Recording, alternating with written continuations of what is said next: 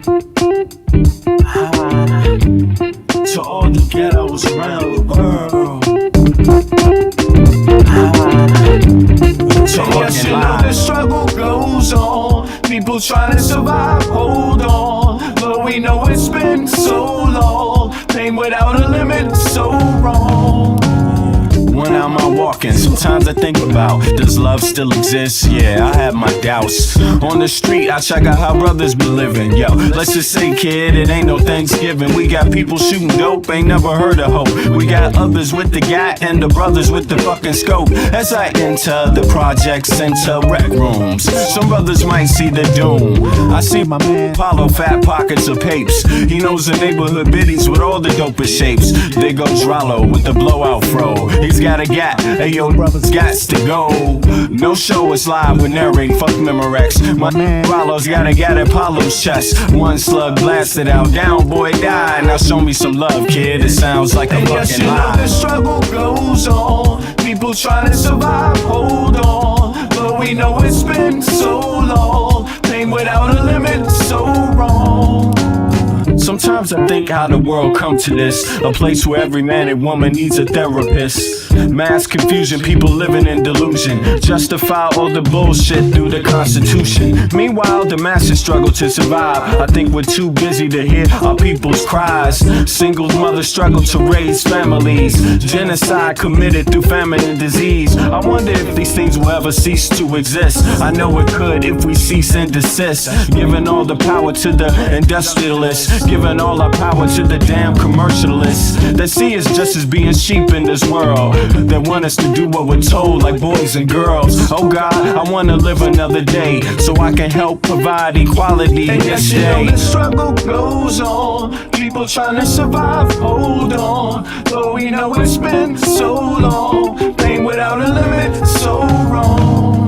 Everybody round the globe, open up your earlobe, your third eye, and then decipher the code. Through knowledge, understanding, then bring love into the concept instead of bling bling. Truth instead of biased educational methods, twisting, contorting God's message of love for every human being. Listen, motherfucker, don't you hear the screams? It's time to do much more than talk, debate, and spread hate. We need to think and at the same time investigate, understand what our actions may create. Before continuing the cycle we procreate, we can clone humans, but at the same time we can't feed humans. The future of man is actually looming. It's really depressing, it's true, yes, man. You know the struggle goes on, people trying to survive, hold on. Though we know it's been so long, pain without a limit, so wrong. Yes, you know the struggle goes on, people trying to survive, hold on. Though we know it's been so long, pain without a limit, so wrong. To all the ghettos around the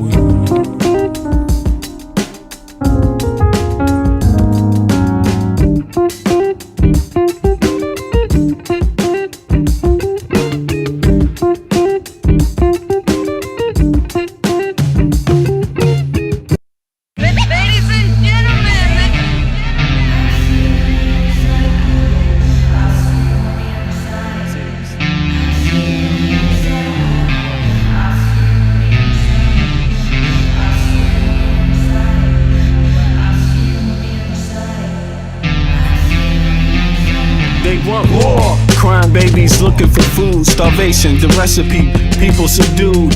When the people you trust got it in for you. Deceit is the word of the day in every crew. Don't let it go, it's from the days of old. Time is up, but some still do not know.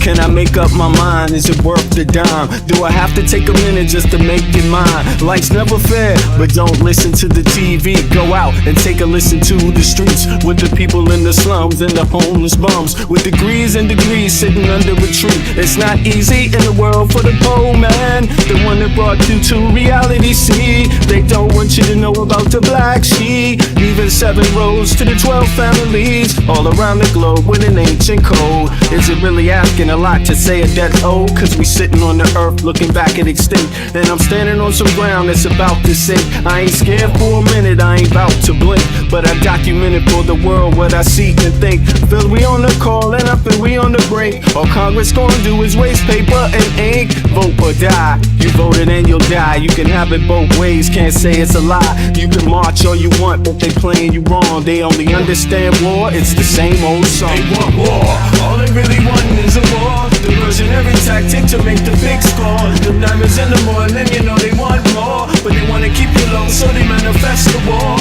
War, all they really want is a war. Diversionary tactic to make the big score. The diamonds in the morning, you know they want more, but they wanna keep you low, so they manifest the war. Like a lotus coming out of the mud with colors, I create envy in those with power but jealous. I unify the poor with my song, the hell with the others. Descended the way they treat indigenous brothers.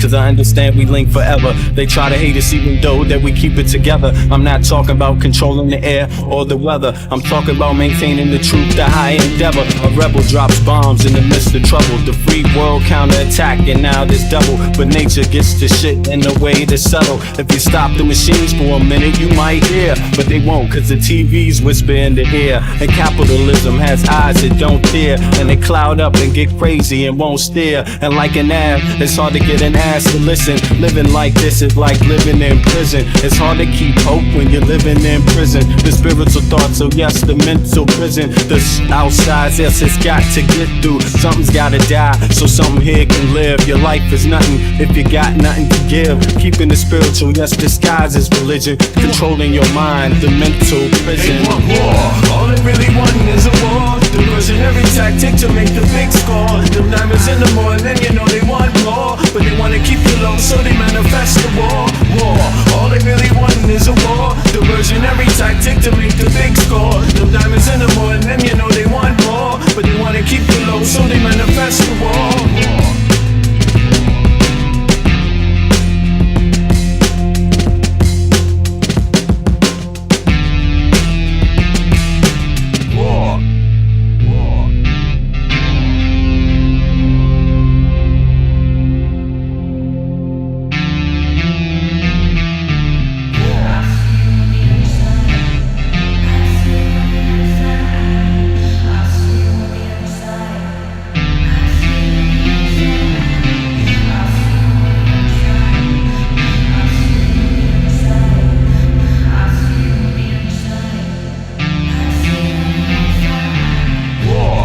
Check 1 2. Yes, it is Thursday the 16th July, 0845 Central European Time. That makes it 0245 Eastern Coast America. What's good, everybody?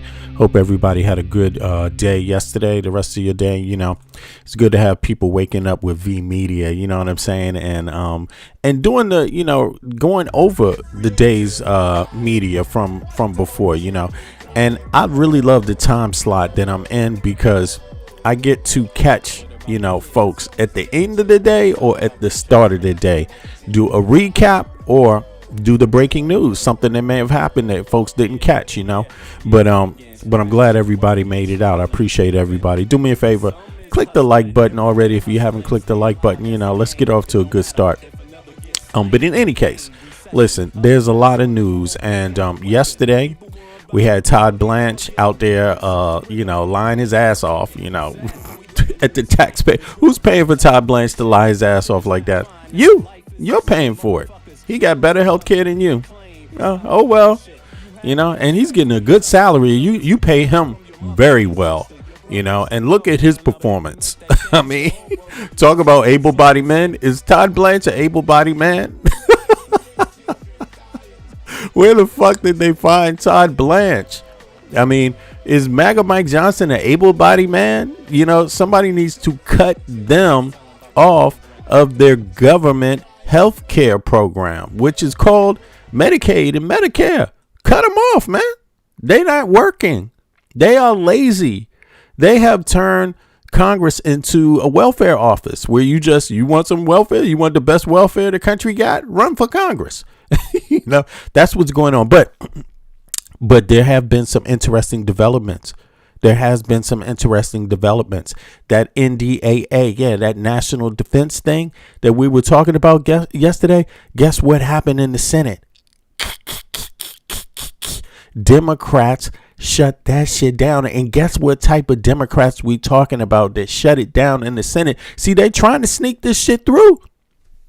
They are trying to sneak it through past the American public. And listen, if you think HR 8800 and Section 219 or 224, whichever one you want to call it, if you think this is about Republicans or Democrats or independents, you ain't even nowhere near the conversation.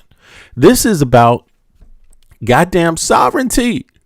It's about sovereignty. It's about freedom. Okay?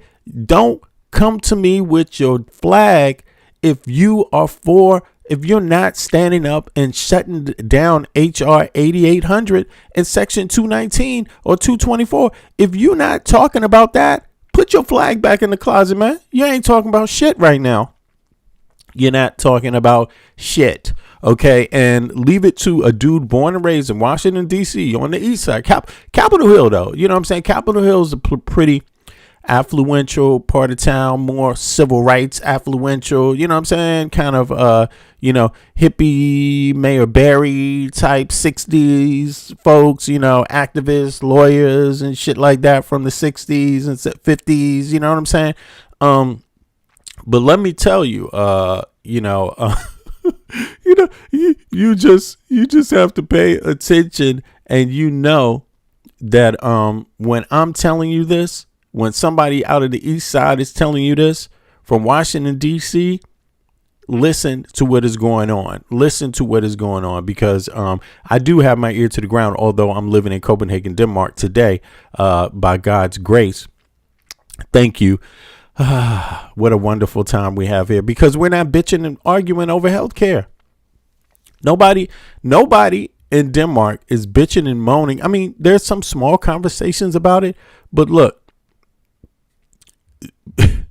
Denmark is way more advanced when it comes to democracy than the United States of America. Denmark is way more advanced when it comes to education than the United States of America. When it comes to rettighed, what people call rettighed, okay, your rights, civil rights, it's way more advanced than the United States of America. Now, there's some things it needs to do a little catching up on. But right now, the United States, when it comes to civil rights, it is putting the Western world it is just making the Western world. It's really exposing. It's like the United States is like the ass crack of the West. You know what I mean? Like, seriously, just to make it painfully obvious, it is the worst that the West has to offer right now. Sadly enough, it could be great. It could do wonderful things, but that is not what this MAGA group intends it to do. It wants to mock and make fun of what makes the West great. Universal health care, MAGA hates that. They laugh at that. You guys must be stupid and lazy. It's not because you have brains. It's not because you don't want to rip off your citizens. It's not because you don't want to sell out your citizens, right? Nah, that's not why you have universal health care. It's because you're lazy and stupid. Duh. And don't have any freedom. Duh. That's what MAGA thinks about Europe. Meanwhile, in the United States of America, Americans have half of the parliamentary representation that a European has at best. At worst, Europeans have 30, 40 times more parliamentary representation. You know what that means, right? That means freedom. That means you have more democracy. Okay. That means you are literally what democracy means in the West. Europe is the best representation of democracy that the West has. And the United States is the worst. The absolute worst. The absolute worst. And it's not a coincidence. It's really not a coincidence. You can think that somehow they just got lucky and it just turned out that way. But it's not that. I mean, because people are very curious and they have some really interesting questions, like check this out here. Are you and President Trump friends? I'm his lawyer. Let me ask Are that you and again. President Trump friends? I'm his lawyer. I think you better ask that one more time. Are you and President Trump friends? I'm his lawyer. I'm his lawyer. I'm his lawyer. You don't get it? I'm his lawyer. You don't get it yet? Yes, that's what's going on in the United States of America. The head of the DOJ is President Trump's personal lawyer, and he said it out of his goddamn mouth. And you can call it a Freudian slip all you want, but that word, most MAGA people don't know what it means. So I suggest you use another word.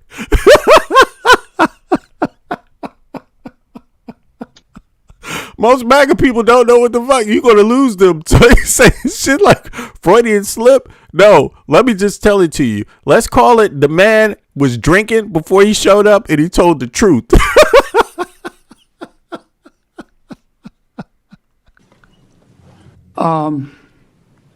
For once in his life. President Trump friends?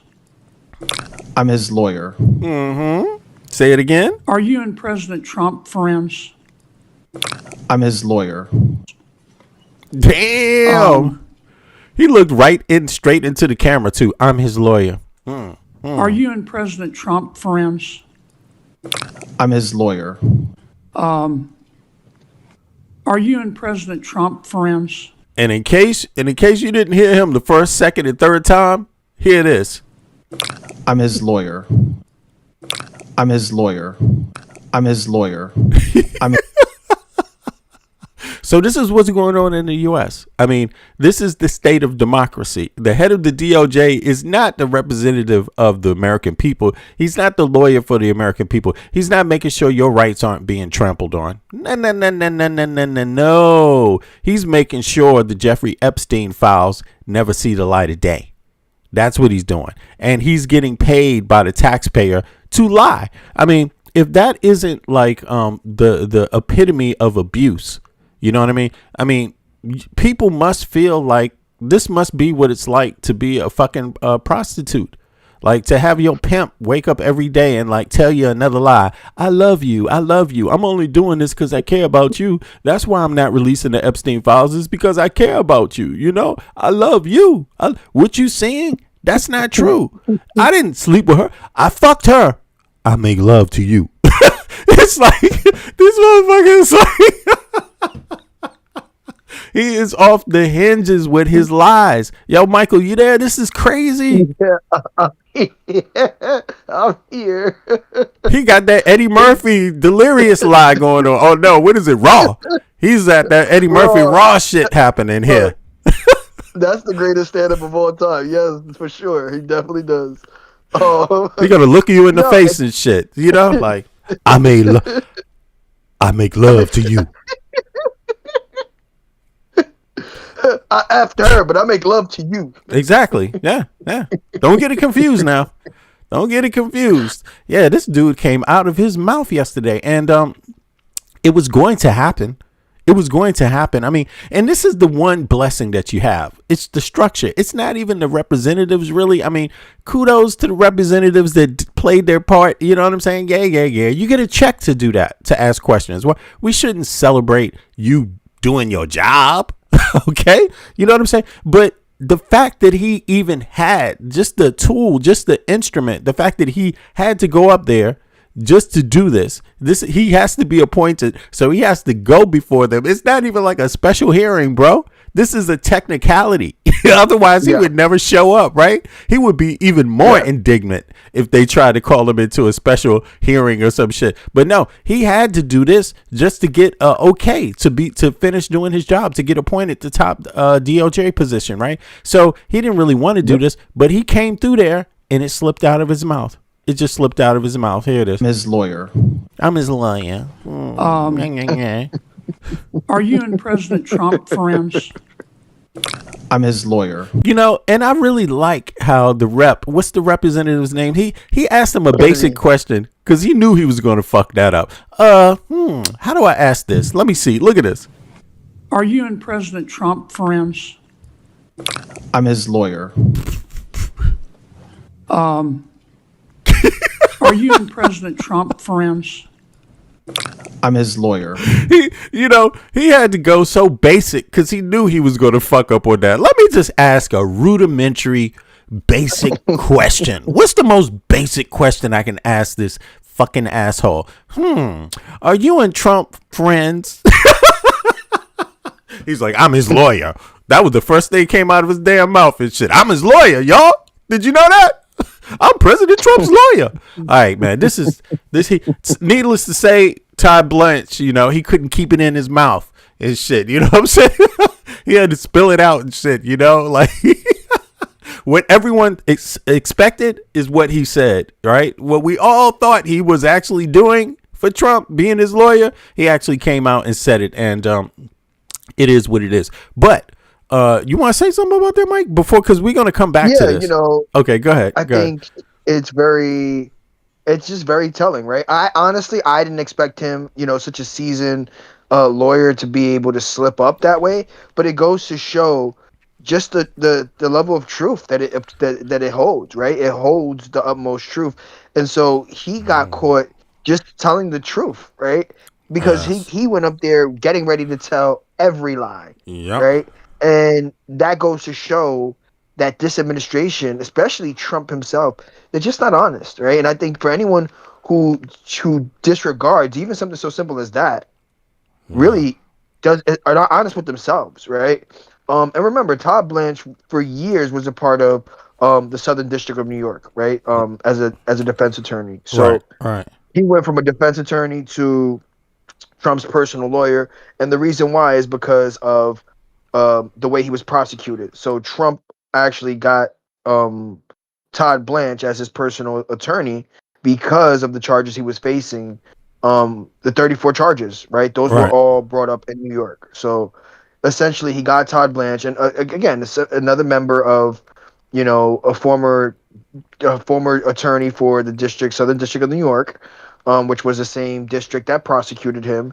And so, again, Trump is not dumb, right? He obtained a lawyer that works from within, right? That worked and knows these individuals, know how they move.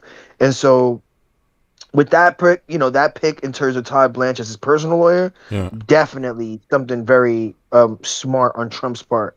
Yeah, manipulatively smart. I mean, evil genius smart. Yeah, of course, and also so obvious. It's like, I mean, yeah. It's like saying, I'm in trouble with the Epstein files. Who could I appoint to the head of the DOJ? I get it, Pam Bondi, a broad I know that knows everything about the Epstein files from Florida. Even let's get her to head it up. How about that? You know what I'm saying? Did she represent me before in a case? Yeah, Trump University. Why not get her to be the head of the DOJ? That way the Epstein files never get out. I mean, he's basically the same thing. He saw it coming out, and instead he said, you know what? Let's make it more blatant. Let's let my former attorney actually, let's embrace it. Let's embrace it. Yeah. No, let's embrace it. Let's embrace corruption. So, it's crazy. I think that, again, this current DOJ is a joke. This current the general attorney is a joke. And if they even allow this, I think it shows just how corrupt from the inside they are, right? But I do think that, again, like I said yesterday, there is minor hope, right? That minor hope in terms, and look, the Democrats voted against this bill, right? The NDAA, and even Chuck Schumer, as a Jewish individual himself, voted against it, right? Right. Right. And this is what we needed, right? This is what we needed to continue to have the hope that we do need, to continue to move forward as a democracy, right? Without these checks and balances being circumvented, right? They asked Todd Blanche all the questions they needed to ask him to show his blatant hypocrisy and corruption when it comes to Trump, right? And his loyalty to Trump, right? And so I think that there is that minor glimmer of hope, and it's because of the fact that they understand that they're gonna lose votes. They're gonna lose votes. The Democrats do not want to lose the midterm elections, and the last thing they want to do is lose it because of the funding to Israel that now is obviously known, whether it's spoken about or not. It's out. They know It's that out the now. key rule. Yep. It's Yeah, out. yeah, it's out Right? now, and that is another amazing thing. Now, check this out. He's not the only one that really has been slipping up, right? He's not the only one that slipped up here. Now, there's another person that, and it's amazing. It's about the basic questions, and here's the thing, though. Nobody, everyone who started off this way turned out to be horrible for the American people. Kash Patel couldn't answer a basic question. Todd Blanche can't really. He's probably better than most at answering these questions. But when you ask him a basic question like this, it slips out of his mouth. He's like, I'm his lawyer. Like this dude, he could. And that goes to show you, even when you're a seasoned lying ass, you can't keep the truth on this level. This man said that because the truth is that he's nervous. So the truth actually slipped out. It couldn't. It just had to come out. I'm his lawyer. He couldn't control those words from coming out of his mouth on this actual day. He would have loved to, because this is exactly what people said he actually is. This is what Democrats said. He's the president's private lawyer. He's not serving the American people. He's serving the president, Donald J. Trump. Not even the president, just Donald J. Trump's personal business, right? And then he goes right before the Senate confirmation hearing, and they ask him this. This is amazing. They ask him this. This is a shocker. Here we go.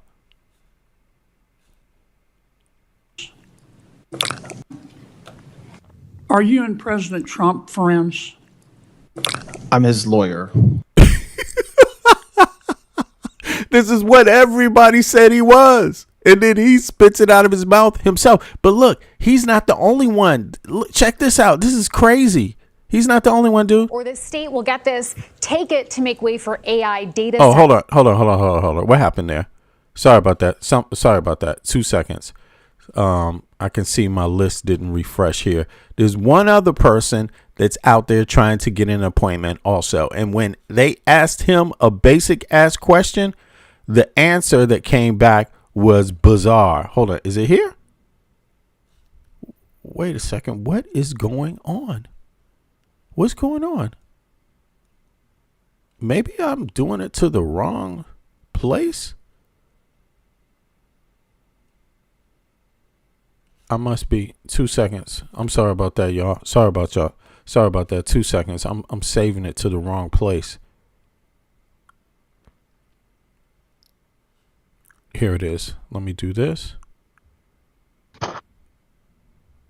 Is somebody else who's having a Senate hearing at the same time as Todd Blanche? Let me see here. A Senate appointment hearing. Damn, why is this doing this, man? What's going on?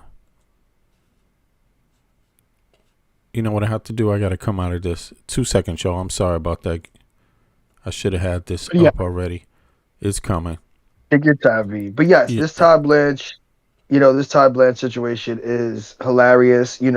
Otherwise, again, he would not have came, like you said previous. He would not have come. He would not have attended this, and he would have found every which way to make it about him. And he cannot do that, right? Now he's forced to stand up to speak to them and get questioned on the most vigorous level. And Democrats didn't disappoint. I think that's the best part. Democrats did not disappoint. They definitely stood up and called him out on all the hypocrisies that we call him out every day on here. And that's a plus. That's something that, again, gives me the most minor hope when it comes to how this country is being run, right, and the future of our country, right?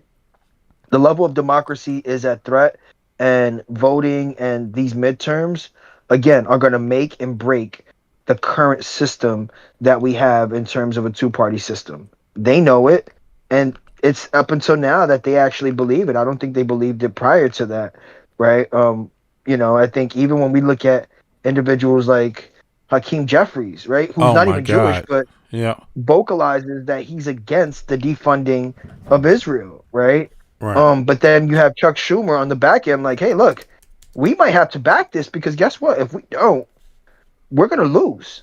we are going to lose. They showed a chart of how unpopular or how popular Israel is.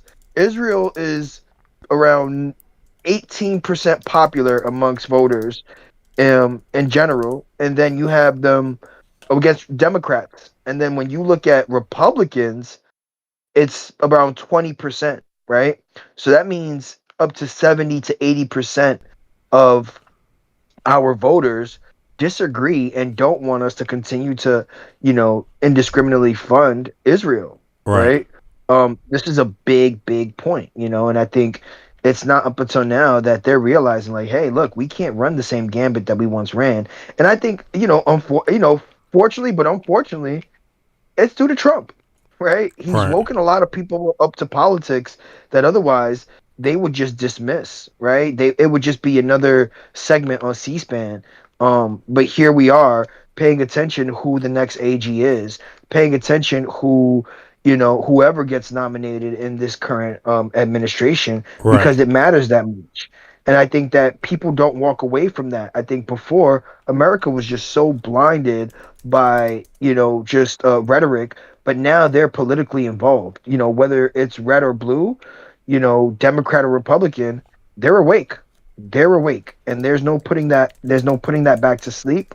I think our youth is even just as much, if not more, educated than, your contemporary, right? The working age individuals. Right. And so this leads to a better future, a better democracy, and we're slowly seeing that happen, even if it's not at the pace that we want it at. It is happening, But yeah, V, go ahead. Okay. Yeah. Now, you know who this was? This was Clay. I'm going to play this now. Check this out. This question right here. Can I get this up? Sorry about that, y'all. I just wanted to make sure I found the exact clip. As a matter of fact, I have to put it over here. It's so important for people to see these ones. Here, I'm going to put it here. That's going to be easier. Now, check this out. This is ridiculous, but they're asking more questions. This is the supposed intel chief, right? Trump. This is the Trump pick for the intelligence community. And peep what he actually says when asked a basic question. People can't accept this anymore. Here we go. Is it there? Here we go. Listen to this exchange. I'm gonna do this with you. This is who won the 2020 election. I'm not going to do this with you. This is a job interview. We've established that you have an obligation to pretty be interesting honest job. and forthright with the committee. Yes, you do have an obligation to be honest and forthright with the committee. Yes. Who won the 2020 election? Like I said, I'm not going to get into that with you. But you do have an obligation to be honest and forthright with the committee. Is anything that I just said not honest or forthright? Yes, you're not being honest or forthright. Who won the 2020 election? I think I've answered the question. We can keep doing this. Well, we're going to keep doing. Now, keep in mind, he's answering questions for the American people, right? These are representatives voted on by the American people. So when the question is being asked, it's to be seen as a question on behalf of the American people. And look at his answer. Look at how he answers the American people. You pay the tax dollars. This guy is looking for a job. You will pay him an excellent salary. You will guarantee him security for the rest of his life. Pretty much. You will get him a salary, probably a better salary than most people. If you live in a, let's say, if you live in a, how can I say this? If you live in a decent middle class neighborhood, he's getting a better salary than everyone in that decent middle class neighborhood. He's getting a better salary than the average voter. So listen to this exchange. Who won the 2020 election? He's asked who won the 2020 election. It's just a simple question. And to not be able to answer that speaks volumes for the job he's planning on doing and how he does his job. I'm not going to do this with you. This is a job interview. We've established that you have an obligation to pretty be interesting honest job. and forthright with the committee. Yes, you do have an obligation to be honest and forthright with the committee. Yes. Who won the 2020 election? Like I said, I'm not going to get into that with you. But you do have an obligation to be honest and forthright with the committee. Is anything that I just said not honest or forthright? Yes, you're not being honest or forthright. Who won the I think I've 2020 answered the election? question. We can keep doing this. Well, we're going to keep doing it because you're not being honest and No, forthright I'm with not the going to committee. engage in the theater, It's a simple question, Mr. Clayton. and I've answered Who it. won the 2020 presidential election? I've answered it. You're here asking for the support of senators to lead America's intelligence community. We've established that you have an obligation to be honest and forthright with this committee and with the American public, but you refuse to answer a simple matter of fact about the 2020 election. Is that right? No, that's not right. Then answer the question. Who won the I have 2020 answered- election? I have answered the question. Answer it. What is your answer? I've given you my answer. What is your answer? You refuse to answer a basic question about who won a presidential election, No, I. but you asked to lead America's intelligence community? Isn't it humiliating to be unable to answer this question, to have to indulge the president's delusions? We know, you know, everybody in this room knows. Look, why can't he just say what he believes? The truth is, that's what is very telling right there. The man cannot say, he doesn't dare tell the American people what he believes. Look, what if he believes President Trump won the 2020 election, right? What if he believes that? Why shouldn't he say it if he believes it? Why shouldn't he say it? If he believes it's true, why shouldn't he just say it? Right? But the thing about it is that he's not willing to even tell you what he believes. This is crazy. This is crazy. V, did you get your 600,000 worth of a pardon? Yo, listen, Bootsy, yeah, is that his name? The rapper Bootsy lost his money. He gave Trump some money, hundreds of thousands of dollars, to get him to pardon him for a potential jail conviction that he has. And Trump has just said, fuck you, man. I got your money now. Bye. Anyway, but listen, here, seriously, I mean, this is what we're dealing with in the United States of America. People that don't even care to tell you. He's not even proud of what he believes. And on top of it, he doesn't even want you to know what he believes. And the question is simple. Who won the 20? Here's the question. Let me play it again. Here's The the question. truthful answer to that question. Why? I'm not going to. Who won the 2020 election? I'm not going to do this with you. This is a job interview. We've established that you have an obligation a to pretty be interesting honest job. and forthright with the committee. Yes, you do have an obligation to be honest and forthright with the So committee. so this Who is won the this is how it is now. These people expect, this is how it works. You pay his salary, the taxpayer pays his salary. The same taxpayer that can't afford, that pays for Medicaid and Medicare out of their federal taxes when they go to work every day. This is how it works. You pay taxes for that, right? But you can't afford the deductible to access the service. Like you get sick, they want you to pay $500 up front, a couple hundred up front, maybe $1,000 up front. It depends on what it is. For some people, it's more than $1,000, right? So you can't even access the health care that is already paid for through your taxes because they have this copay system set up to where the more money you have, the better you are off in the Medicaid, Medicare system, right? So this guy, he's actually applying for a job that is 100% paid for by the taxpayers. And this is how he answers the questions. I'm telling you, this guy has disdain for the American people. This is a person you should never, ever, ever let anywhere near government. That's what his answer tells me, because he doesn't know that he is paid by the taxpayer. His duty is to the taxpayer, and you better be working every single fucking day to make the taxpayer's life easier, more proficient, and make every penny that they work and pay to government work better for them. This guy literally works for you, and he can't even tell you who won the fucking election. That tells you his loyalty is not to you. It's to Trump. It's literally to Trump. Anything Trump says, Trump could say the cow jumped over the moon yesterday, and they're going to be like, sir, did the cow jump over the moon yesterday? And he's going to be like, I can't answer that question. I can't answer. This is what's going on here. This is crazy. I'm not going to do this with you. This is a job interview. We've established that you have an obligation to very be interesting honest job. and Did Humpty Dumpty fall off the wall? Did Humpty Dumpty fall off the wall? I'm not going to do this with you. It's like, with the what the committee. fuck? Yes, you do have an obligation to be honest and forthright with the committee. Yes. Who won the 2020 election? Like I said, I'm not going to get into that with you. But you do have an obligation to be honest and forthright with the committee. I mean, this is the lowest but this is the lowest form of democracy in the Western world that you're witnessing. This is the lowest form. Okay, the United States citizen is in fucking trouble. Deep, deep, deep trouble. You see what I mean? Like, seriously, when you have people that answer questions this way, and there's folks that make excuses for it, you are already a goddamn slave. Like, straight up, you better understand that. There's a fine line between freedom and slavery. And when they're answering questions like this, that means they don't give a fuck about you. Like the voter. This, can you believe this? Like, who answers a question? Who does this?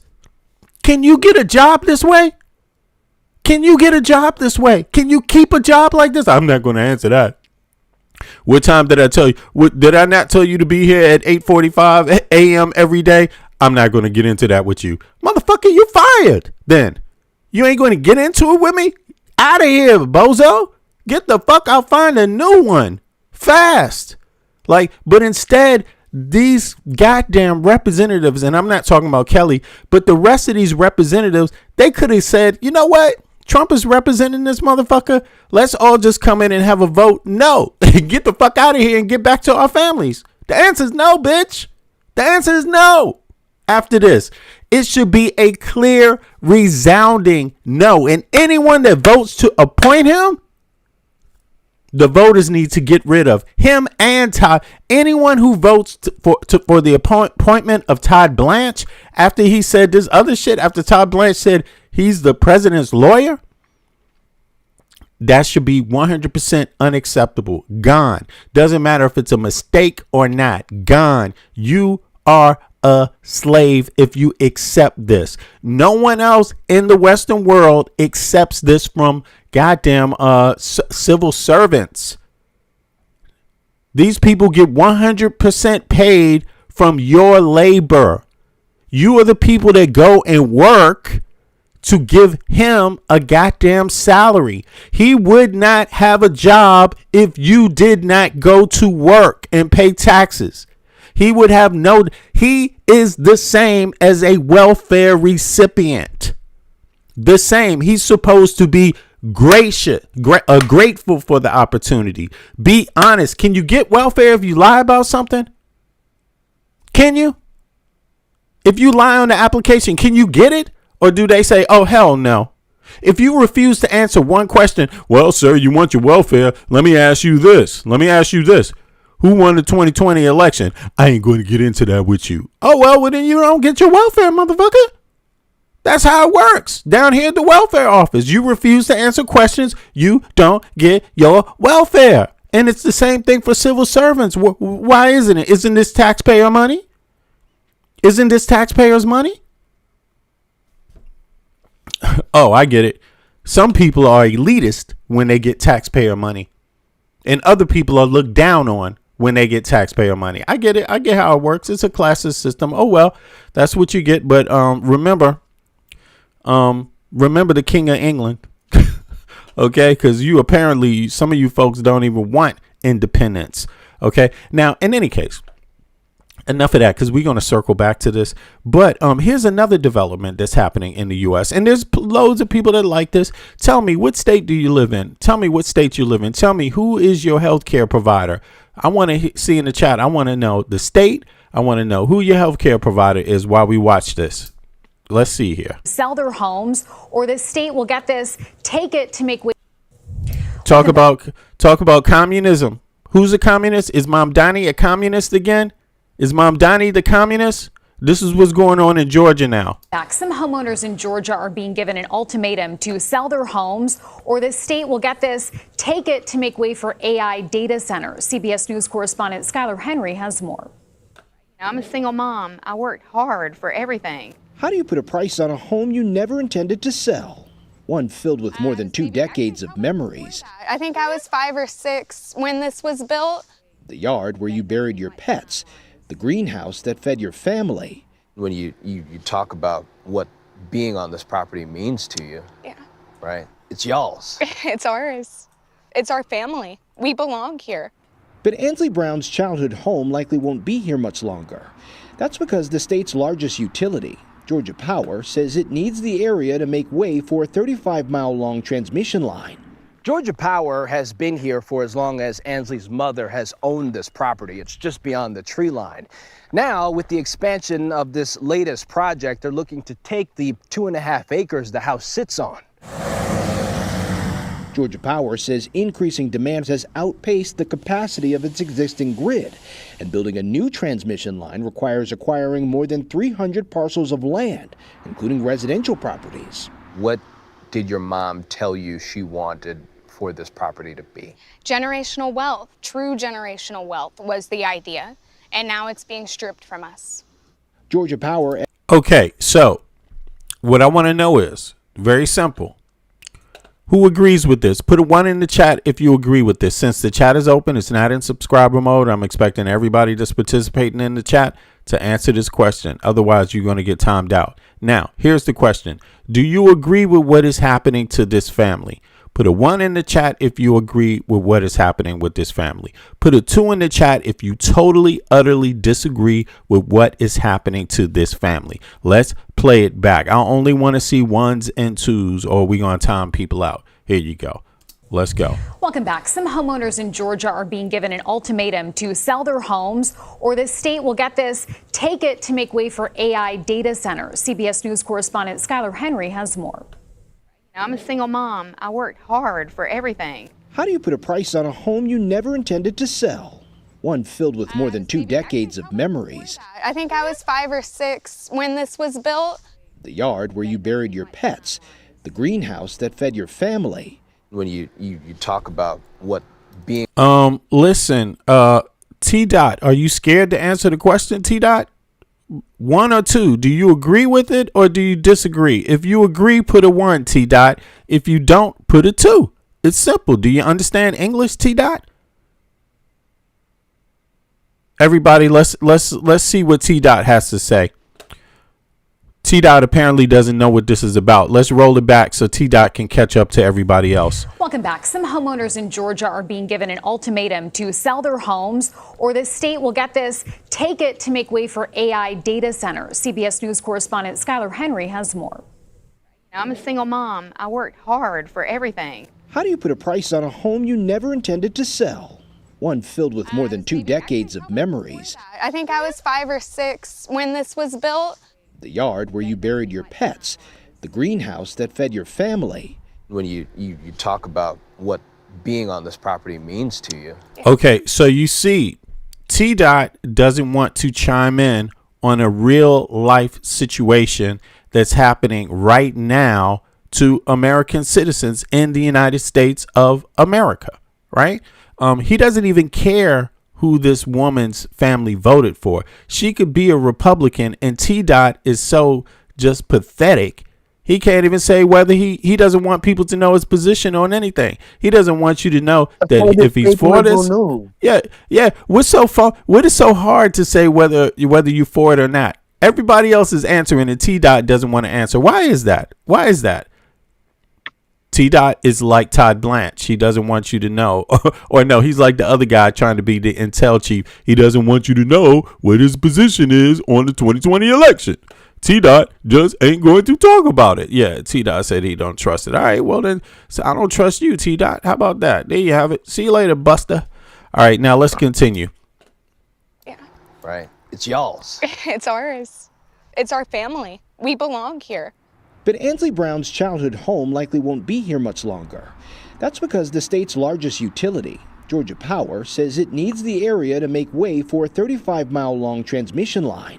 Georgia Power has been here for as long as Ansley's mother has owned this property. It's just beyond the tree line. Now, with the expansion of this latest project, they're looking to take the 2.5 acres the house sits on. So, Michael, is this communism?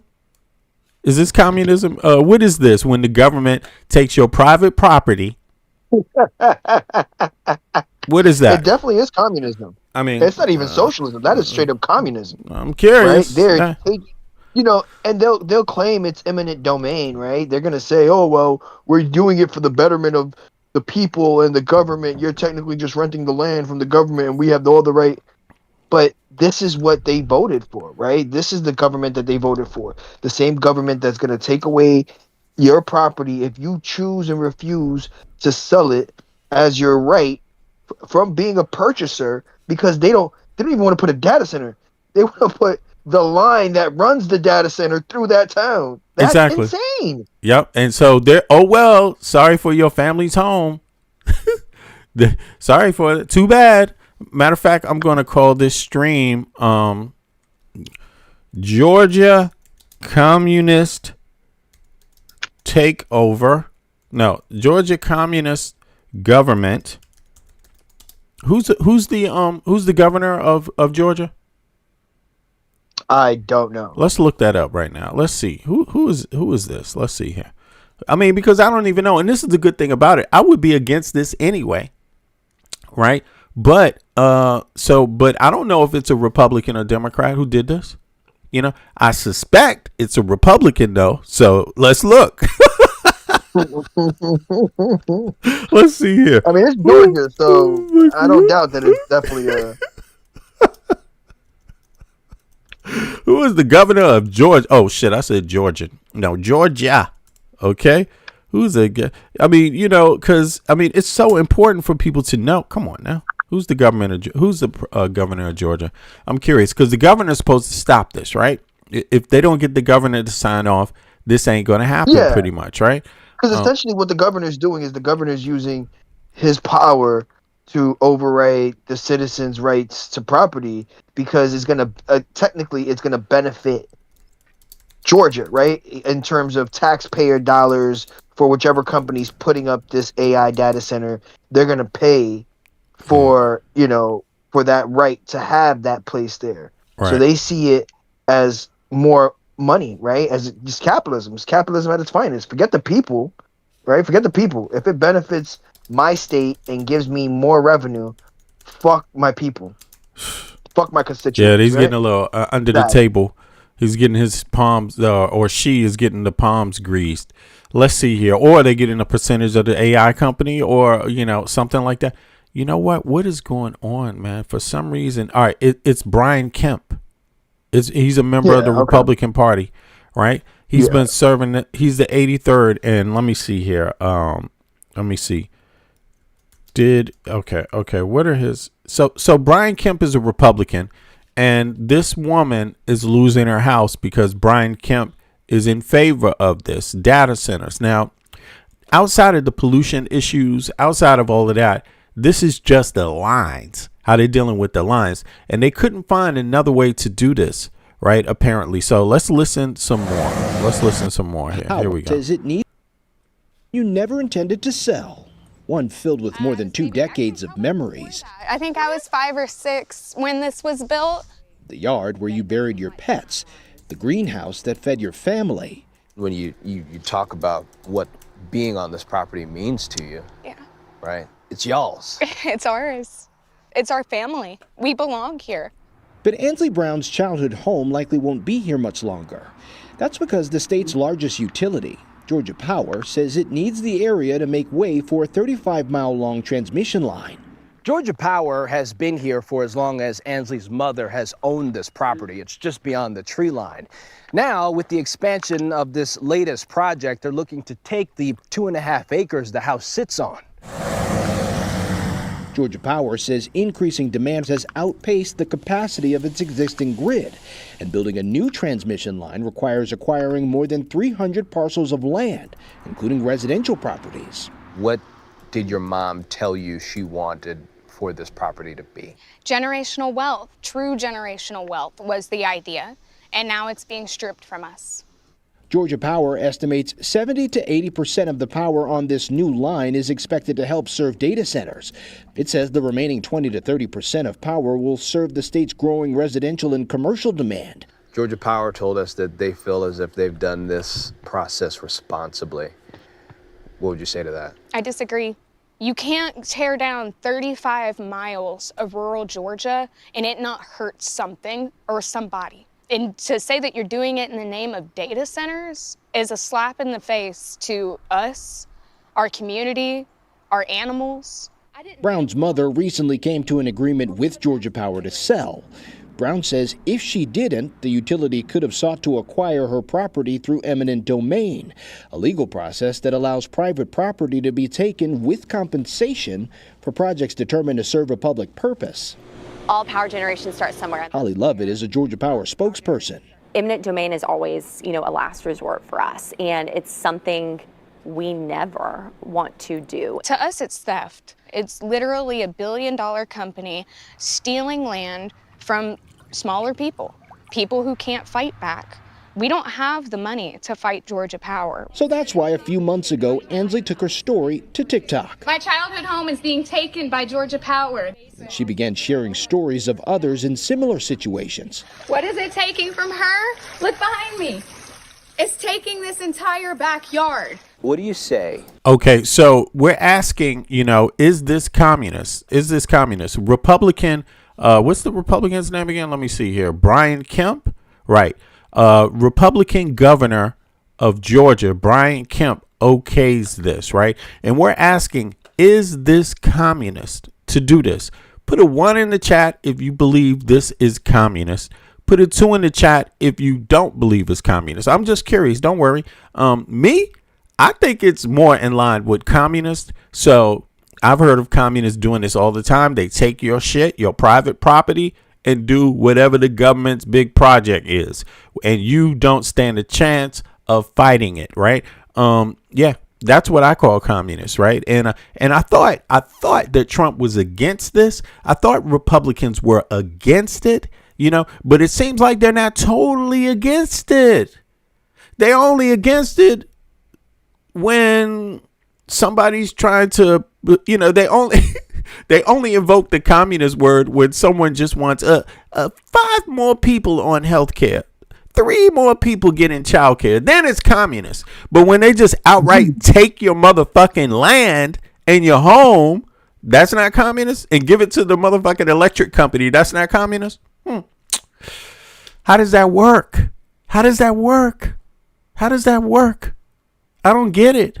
But it does make a lot of sense given the fact that Republican Party, Donald Trump ran on releasing the Epstein files, and now they're the group that's keeping the Epstein files. So it makes sense in that kind of way, the hypocritical way. But Joe Schmo says, and that should show you, Joe Schmo, as a matter of fact, I tell you what, you asked a good question, but because of your bullshit ass name, fuck you. Bye.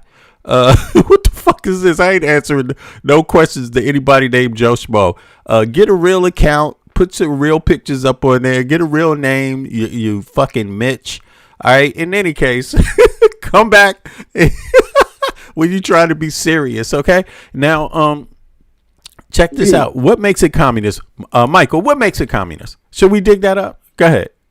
Well, yeah. I mean, obviously, seizing the land, right, and redistributing it how the government sees fit is a form of communism, and let's circle with the fact that Brian Kemp, his term is up in 2027. So chances are he won't be reelected, right? This is probably his second term as governor. And so he's going to do anything he can to enrich himself, because after his term as governor, he's probably going to be on the board of these very same AI companies, right? He's probably going to be on the board getting paid a salary to advise this energy company or this AI company on how to move and how to navigate through Georgia law, right? And Georgia officials, because he's going to use his connections that he's already made, whoever he's going to endorse, or he might not even endorse anyone because of this very same reason. But on the back end, this is probably someone he's worked with, right? And so, him as an individual, he served Georgia for a while, right? And he was a chairman of the Public Safety and Homeland Security, vice chairman of the Higher Education Committee, secretary of the Agriculture and Consumer Affairs Committee. And so those are committees within the government themselves. For instance, the Agriculture and Consumer Affairs Committee is a part of the Senate. So they're the individuals who essentially deal with all the agriculture, all the agriculture throughout America. So, he already knows and has his hands deep within the Republican Party, right?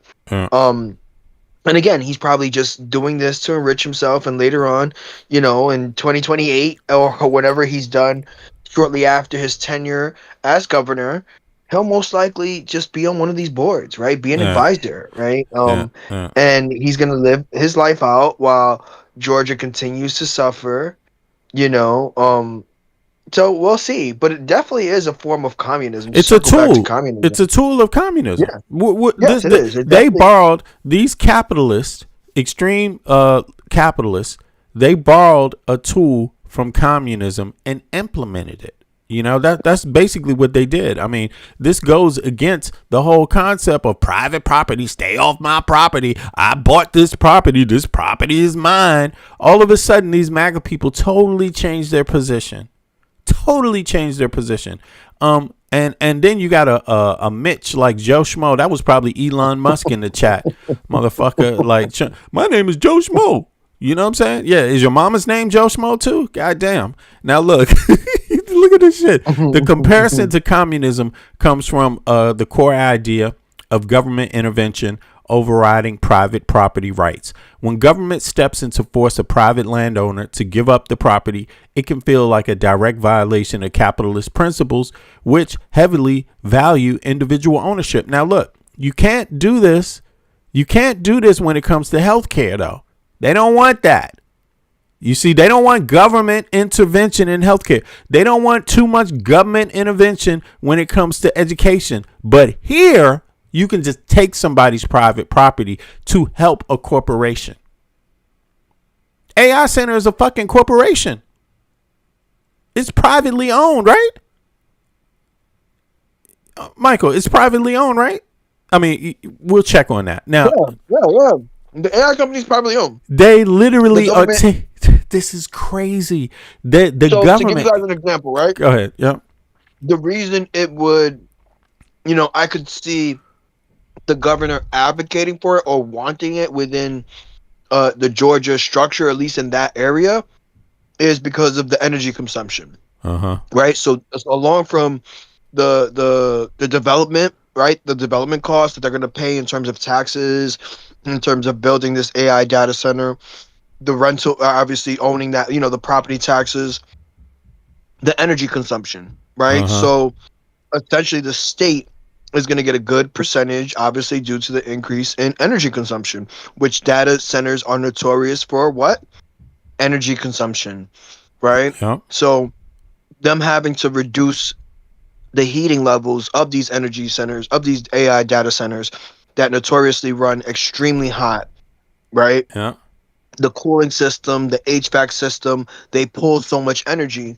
But that also increases, the negative effect is it also increases the price of energy in terms of the delivery fee that everyone pays is going to increase, right? So the more energy that's consumed, now that draws more, it raises the amount of money you're going to pay for your own electricity bill. So anyone around that data center now not only is going to be dealing with, the pollution of that AI data center, they're going to deal with a heavily increased electric bill. Anyway, even though they gave up the land to make this happen, even though they gave up their and look at this, the greater good theory. This is what's going on here. The greater good theory mandate. Communist ideology prioritizes the collective need of state or society over the individual. The justification for taking a farm, a community needs electricity, mirrors this collective rhetoric. State coercion, right? You see, the transfer of land isn't free market transaction, right? And guess what they're doing?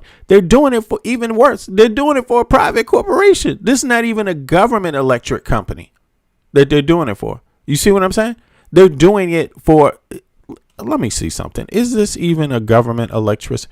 Who owns the Georgia Electric Company in question to the farm or no home? Let me see here. Home being taken to build a line for the data center. I'm curious about this. I just want to see what it says here. Now listen, you could debate it however you want, but we've constantly been saying that, listen, a capitalistic country can use tools. Capitalistic countries borrow and use tools and programs from communist countries, from socialist countries all the time. Look at Trump. He's an authoritarian. Where do you think he got his playbook from? You think he got his playbook from George Washington? No. You think he got his playbook from Abraham Lincoln? No. You see what I'm saying? He actually got his shit from Russia. He got his shit from Kim Jong-un. That's where he got his playbook from, consolidating power. Now, check this out. The company, the center of this controversy is Georgia Power. Georgia Power is a massive investor-owned utility, so it's not even private. Southern Company, one of the biggest in the United States. Look, the project driving this specific conflict is known as Project Wansley, involving a building of 35-mile 300 kilowatt high voltage transmission line through parts of rural Georgia, including Coweta County, to route power towards a massive new data center hub in neighboring Fayette County. Okay, so here, the idea that the government in Georgia, a Republican, can be okay with this, the bottom line is, why aren't they okay with it when it comes to healthcare? Because the primary reason why the healthcare is out of range, the cost is out of range to tens of millions of Americans, is because of the private companies and their paperwork. It's not because of the procedures. It's because of they sitting there and 30% of what you get charged is motherfuckers just looking through paperwork, trying to figure out a way to keep you off of it. That's where the bill is. You pay people to keep people off instead of pay people to get people on. And you pay that shit through your taxes. So why can't they encourage the government to play a role? Why can't the government administrate it and have private companies deliver it? Right? Wouldn't that bring down the cost to like 10% or 5% instead of 30% of the fee you pay? Wouldn't that allow more people to get access to health care? Right? You see, so while they're arguing, yeah, go ahead. To circle back to the company, yes, that company is a public trading company. It's up 8% of the year. Right? Do you want to pull up the stock? It's called Southern Co. Okay. Southern Co. stock price. Look that up. That is the company that essentially owns the Georgia Power Company. Okay. Right? Okay. Yeah. Oops, and so essentially, obviously, they work hand in hand with the state. Yeah. Even though they are a private, an investor group, right? And so they're laying the track work, and so that's where these the eminent domain is being used, right? Because they're laying the track work to power the AI data centers, right? The AI data center isn't going to necessarily be within that county or town. What it is they're putting up the electrical work, generators, things of that nature, that they're going to remove those houses to build these additional generators to get the energy, additional power lines to power these data centers that will be in a neighboring county or town. Go ahead, B. Right. And here, check this out. This is the company right here, right? Southern Co. Yeah, Southern Company. Isn't this it? Southern Company. You mean Southern Co? Doesn't that mean company? Let me see something. Southern. I just spelled that wrong. Southern Co. No, that's it. That's it. You have it. You have it right. Yeah, yes, that's it. It's the right ticket. Right. Okay. So, right. Exactly. So they're good. It's a public company. And it's shareholders. So let's see Who are the main shareholders? Who are the main? I mean, it's private. It doesn't. It's public private stocks. It's an investor. Yeah, an investor group, but it's publicly traded, right? Right. I mean, and look at how it's increased just over time, right? Like that max is insane, right? Anyone who invested in that stock is doing pretty well right now. Yeah, if you invested 5 years ago, you good, man. Right? Your stock would have gone up. That's the max. 5 years, that's a 50% increase over the past 5 years. Exactly. Right. Exactly. Yep. Exactly. And it's going to go up more because of the data center. I mean, the AI data center. So it's probably going to, go up a lot more. It's specifically because they don't even have a plan to make the shit affordable for locals. You know what I'm saying? It's like the local people going to continue to pay an arm and a leg. But let's see here. So let's go back here. Let me see. Look at this. Check this out. Because Georgia Power is a private investor-owned utility, it doesn't have a single individual owner. Instead, 100% owned by the parent corporation, Southern Company traded. Okay, Southern Company is publicly traded powerhouse, meaning true owners are the institutional investment mutual largest shareholders in the company. The big three: Wall Street asset managers. Okay, so here you have it. Look at this. The look at that. BlackRock, Vanguard Group. Yep. So they own everything. These are your slave masters. In other words, they own real estate. They own across the United States. They own look, they're about to own all the new electric charging stations. Think of that, right? Yeah, because they've got their major investors in Plug and Play and ChargePoint Holdings, BlackRock, I believe.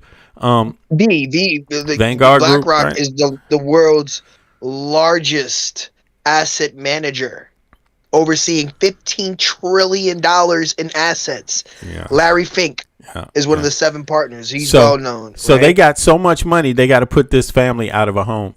I wonder how much they offered her for that home. Let's find out. Let's see. How much did they offer families in Georgia for their homes? Because if you said no, they would just take it, right? So true communism does that, by the way. You say no, they just take your shit. Look, publicly maintains that it offers 125% of the fair market value in Georgia. So how much is that? Oh, look, the company stance. The utility argues that paying 25% over the appraised market rate is a generous incentive. Man, who are you bullshitting? Even Trump, is that what Trump got? When Trump buys property and sells it, is he just trying to get 25% more?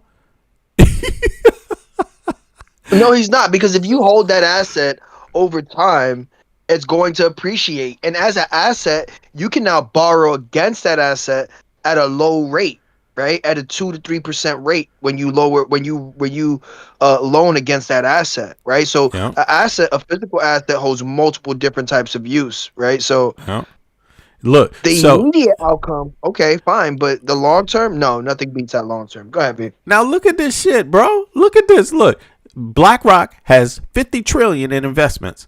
BlackRock basically is the main owner of the stock of this electricity company, right? Of the company that owns the company, right? And how much did they offer to pay her? $205,000 for her whole land and house. $200,000, bro. That's wild. That's not shit. That is not shit. This is worse than communism. This is just pure fucking greed. It's like using a communist tool, the government, to come in and say, fuck you, give us your property. We taking your property. And then it's giving it to, then it's extreme capitalism, right? So it's extremist capitalism using a communist tool when it suits itself. There you have it.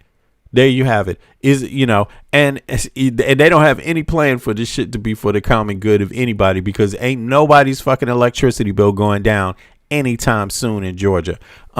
Listen, y'all, this is what's going on in the United States of America right now. And they actually dissing everybody else for having universal health care in the Western world. They dissing every other Western capitalistic country that decided they wanted universal education. They're dissing you, but then at home, they're doing this at home. This is what they're doing. Be here much longer. That's because the state's largest utility, Georgia Power, says it needs the area to make way for a 35-mile-long transmission line. Georgia Power has been here for as long as Ansley's mother has owned this property. It's just beyond the tree line. Now, with the expansion of this latest project, they're looking to take the 2.5 acres the house sits on. Georgia Power says increasing demand has outpaced the capacity of its existing grid, and building a new transmission line requires acquiring more than 300 parcels of land, including residential properties. What did your mom tell you she wanted for this property to be? Generational wealth, true generational wealth was the idea, and now it's being stripped from us. Georgia Power estimates 70 to 80% of the power on this new line is expected to help serve data centers. It says the remaining 20 to 30% of power will serve the state's growing residential and commercial demand. Georgia Power told us that they feel as if they've done this process responsibly. What would you say to that? I disagree. You can't tear down 35 miles of rural Georgia and it not hurt something or somebody. And to say that you're doing it in the name of data centers is a slap in the face to us, our community, our Yeah, that's literally saying we doing it for the robots, y'all. animals. Brown's mother recently came to an agreement with Georgia Power to sell. Brown says if she didn't, the utility could have sought to acquire her property through eminent domain, a legal process that allows private property to be taken with compensation for projects determined to serve a public purpose. All power generation starts somewhere. Holly Lovett is a Georgia Power spokesperson. Eminent domain is always, a last resort for us, and it's something we never want to do. To us, it's theft. Right. But look, here's the thing about it. She's not, this woman right here, look at this. Check this for out. Projects determined to serve a public purpose. All power generation starts somewhere. Holly Lovett is a Georgia Power Holly Lovett. spokesperson. Holly Lovett's not telling you who owns the motherfucking electric company. Holly Lovett is not telling you the people that own the electric company, the main shareholders, have $50 trillion in assets. And they literally, the best they could do for that one home is offer them $200,000 for their home and their land. Well, V, there's three, right? There's Vanguard. There's Vanguard. There's BlackRock. There's Vanguard. They all fucking wealthy. They all own everything. Yeah. So essentially, go ahead, break it down now. all- Break the details down, Mike. Go ahead, bro. Those three in themselves are all essentially they're all investment groups, right? These are major investment groups, and what these investment groups do is they purchase assets, and the most wealthiest individuals give them their money to manage, right? And these investment groups, their job essentially is to create a portfolio that appreciates more than the stock market does on average, right? And this is common with And what the is wealthiest that? in America. And it looks exactly like this: taking people's property and giving them pennies for it.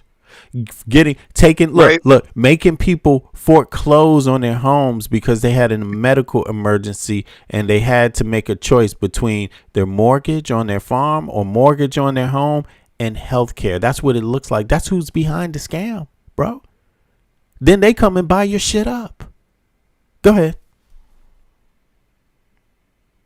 Yeah. So essentially, these investment groups are all they own the majority in terms of a minority shareholder. Real estate. The rest is Vanguard. Aren't they into real estate? Yeah. They one of the biggest real estate.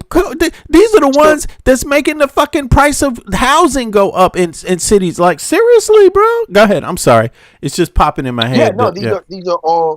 These are all major investment groups, right? And essentially they hold monetary value for the richest, right? Let's say I have 500 million parked somewhere. It would be with an investment group. It wouldn't be in a high yield savings account.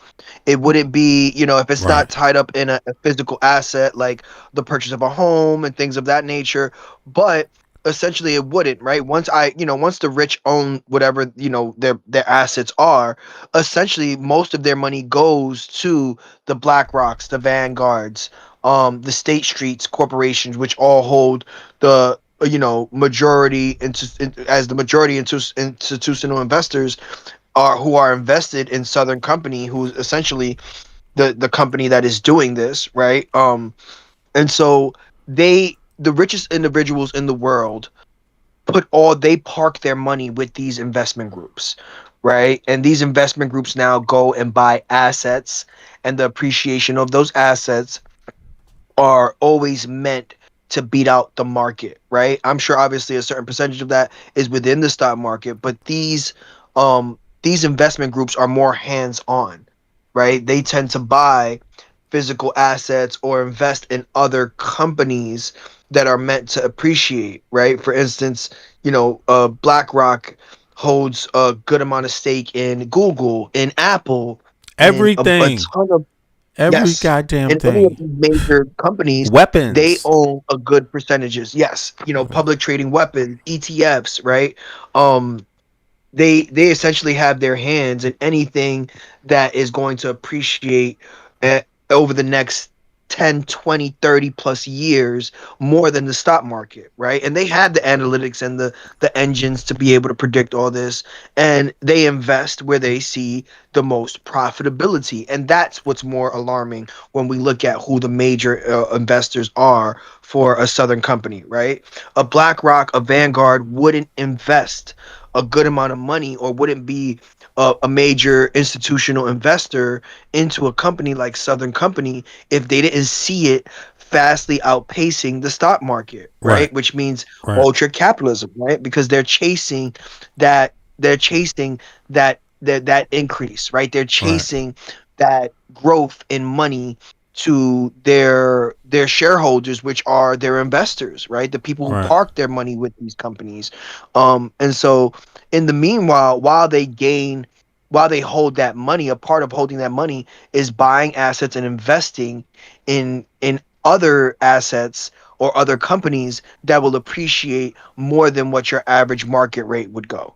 So it goes to show institutional greed, ultra capitalism, and it goes to show who's funding and who's participating in the growth of these AI data centers and the disruption of everyday people's lives, like the individuals in this segment, right? Like the people who are in this county who are gonna literally, they're not even building the actual AI data center there. No. They're just doing it so they could build power lines straight through that town. And they only offering people 125% of their land, of whatever the public value is of it. So but the company that's offering them that, the people that are benefiting from it, right? They already got 50 trillion, 100 trillion in assets. I mean, these are, BlackRock itself is 50 trillion, right, in assets. So, and then they have their stooge out here on the ground. And what's her argument about taking away this family's home? Look at this. Purpose. All power generation starts somewhere. Holly Lovett is a Georgia Power spokesperson. Eminent domain is always, a last resort for us, and it's something we never want to do. To us, it's theft. It's literally. You see, it's something. So eminent domain, they're into eminent domain, and she's saying it's something that they never want to do, right? But what did they offer the lady for her family's farm? Pretty much, it's land and a home. They offered her $200,000. The people that are at the end of that are at the top of the chain in this transaction have 50 trillion in assets. They offered her 200,000. Where can you move for $200,000? Where can you invest that? Where's she supposed to go? What are they supposed to do? $200,000 ain't shit, yo. Especially for a family home and farm and land. You know what I mean? I'm just saying farm because it's more than just a house. It's actually some land. You see what I mean? This is bullshit. This is extreme greed. And this is what's going on. And who's the governor that's making all this happen? Who's the one that signed the agreement for them to do it? A Republican governor. I thought Republican governors were supposed to side on this person's side. $1 billion company stealing land from smaller people, people who can't fight back, stealing. Yep. Do. To us, it's theft. It's literally a $1 billion company stealing land from smaller. It's something dollar company want to do. To us, it's theft. It's literally a $1 billion company stealing land from smaller people, people who can't fight back. We don't have the money to fight Georgia Power. Yeah, and check it out. It's not even Georgia Power, because guess who owns Georgia Power? The company that owns them is really BlackRock and the Vanguard Group. At the end of the day, these are huge mega companies. It's not even Georgia Power, because the main stockholders in Georgia Power are BlackRock and Vanguard. So listen, I'm just going to make it very clear. If you're watching this program, you cannot fight back against them. It is literally impossible. They have amassed so much power. You are nothing and nobody to them. All you got is your vote. And if you vote the wrong fucking way, you're done. You're done. They coming for your shit next. And you just have to be smart enough to know that. You just got to be smart enough to know it. You're nowhere in the picture. You're nowhere in the picture. All you are is a little brick in the fucking wall. Even if you work, this is what it looks like. Even this lady, she's just a motherfucking brick in the wall, man. Look at her. She's out here talking her shit. Peep game here. She's out here talking her shit. She's nobody. She's a pawn. This lady is utterly a goddamn pawn in the picture. She got nothing. They pay her a little dinky rinky dink ass salary to get out there and sell people like her in her state down the fucking tubes to a $50 trillion corporation. And that's only one of them. That's only one of them. They could only offer this little girl $200,000 for her family. That's 25% over the so-called value. That's all they could offer. What a joke. What a joke. Just so the viewers understand, right? BlackRock doesn't typically own individual properties, because I saw someone in the chat say they only own 0.08 of real estate. Yes, but Vanguard doesn't. Vanguard doesn't. And Vanguard both you. Anyway, so go ahead. It's Blackstone. Blackstone owns more individual real estate property. When we're talking about the investment groups like BlackRock and Vanguard, instead they're the largest world's asset manager. Right? Okay, my they fault. invest in real estate by providing capital to the real estate developers. So they're behind it, The exactly. property management groups, right? The and public real estate investment trust, right? And let me put the panel link in the chat in case somebody wants to come up and they think they want to explain something. Go ahead, keep going. BlackRock is more of the financer to these real estate developers, to these property management groups, to these public real estate investment trusts, right? They don't necessarily have to own it because they're financing the individuals who do own it. And that's how they maintain their profit margin, right? BlackRock sole business is to be in high increased appreciating assets, right? Whether that's a group or whether that's financing a group that will own physical property, right? And they essentially manage the money of the most wealthiest individuals to be able to provide these asset managers, these real estate developers and property management groups, the money they need to build these AI data centers, right? Just like they don't own Southern Co, but Southern Co has a responsibility, right? So let's make this very clear, right? If you think that it's a coincidence, or that it won't be a coincidence if we decide to deep dive further on in another segment, that if Southern Co is one of its major investors are BlackRock and Vanguard, and they're the one who are influencing the eminent domain that is going to take the property and the property that the property and land that these individuals own currently. And if you think the surrounding towns, the nearest towns aren't financed by BlackRock and Vanguard, when it comes to the real estate groups and property managers that own the neighboring towns, I would bet you my bottom dollar that BlackRock and Vanguard also own the outside neighboring or have heavily invested or financed the property managers and the real estate developers surrounding this AI, the town that these AI data centers are gonna be in. I can bet my bottom dollar because that's how capitalism works. Exactly, and you know, these are like BlackRock, Vanguard. These groups, they're aren't they the biggest two? Let me see, who are the biggest American biggest companies? Asset managers in the world. The biggest asset managers in the world. Exactly. So I think people don't understand how far their reach is, you know, and what's going on. Yeah. Go ahead. For instance, the Musk of the world, where they park the extra money they have, is with BlackRock. Is with them. Where Bill Gates parks the extra money he has is not in a savings account. It is with Vanguard. It is with BlackRock, right? It is with these major asset managers that will appreciate whatever money they give them by 10% on average yearly. So that way they can now go and pay the 3% interest that they have on the loan that they loaned against their stock that makes them the multi-million and billionaires that they are. But go ahead. Yeah, and here's the thing. It's like, I mean, I don't know who these people are, who a lot of people who favor this are, but listen, I mean, I know who I am. To me, $200,000, yo, for a home and land, sorry, that's not shit. You know, especially for $1 trillion investors.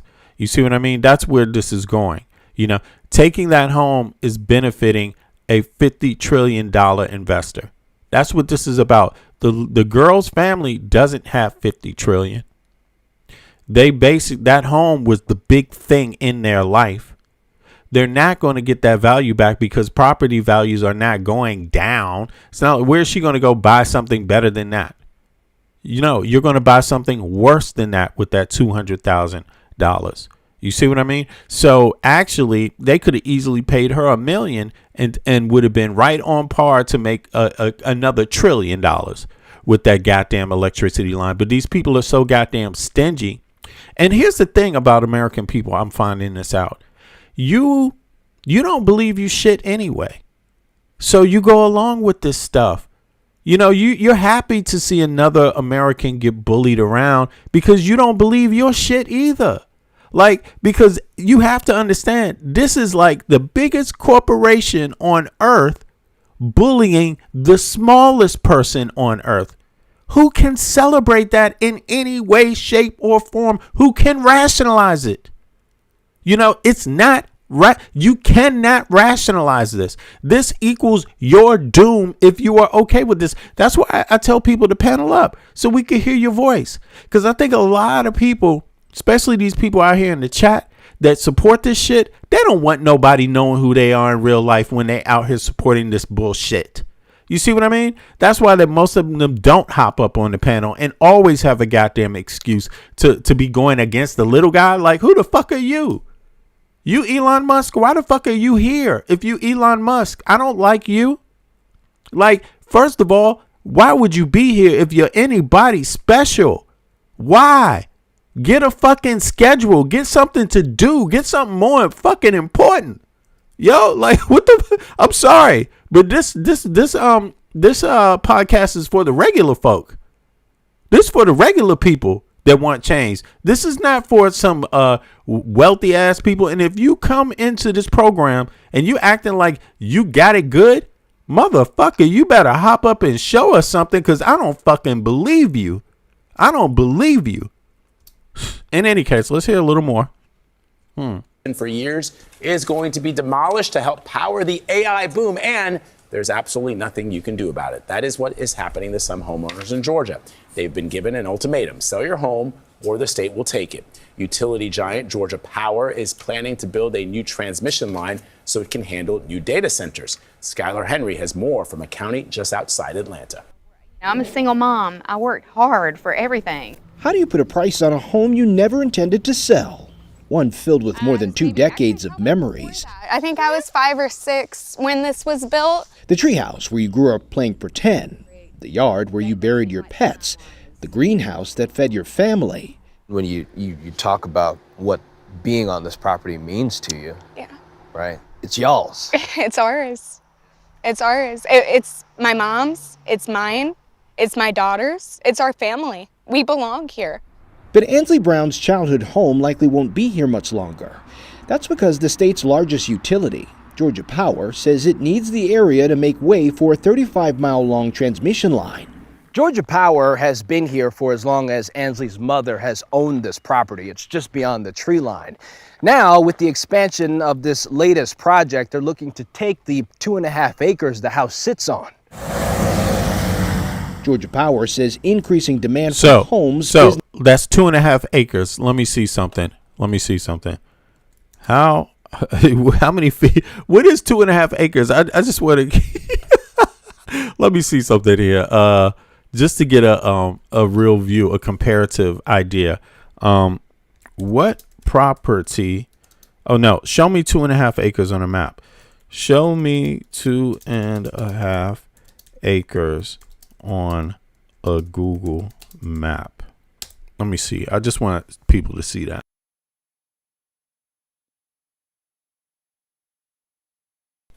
All right. It says it's 108,000. It's almost 109,000 square feet of football. Look, in football fields, a standard American football field, including its end zones, is about 1.32 acres. So therefore, 2.5 acres is just under 2 football fields. So they literally offered this girl two land that is big as 2 foot or just under 2 football fields, including the end zone. They offered her $200,000 for that.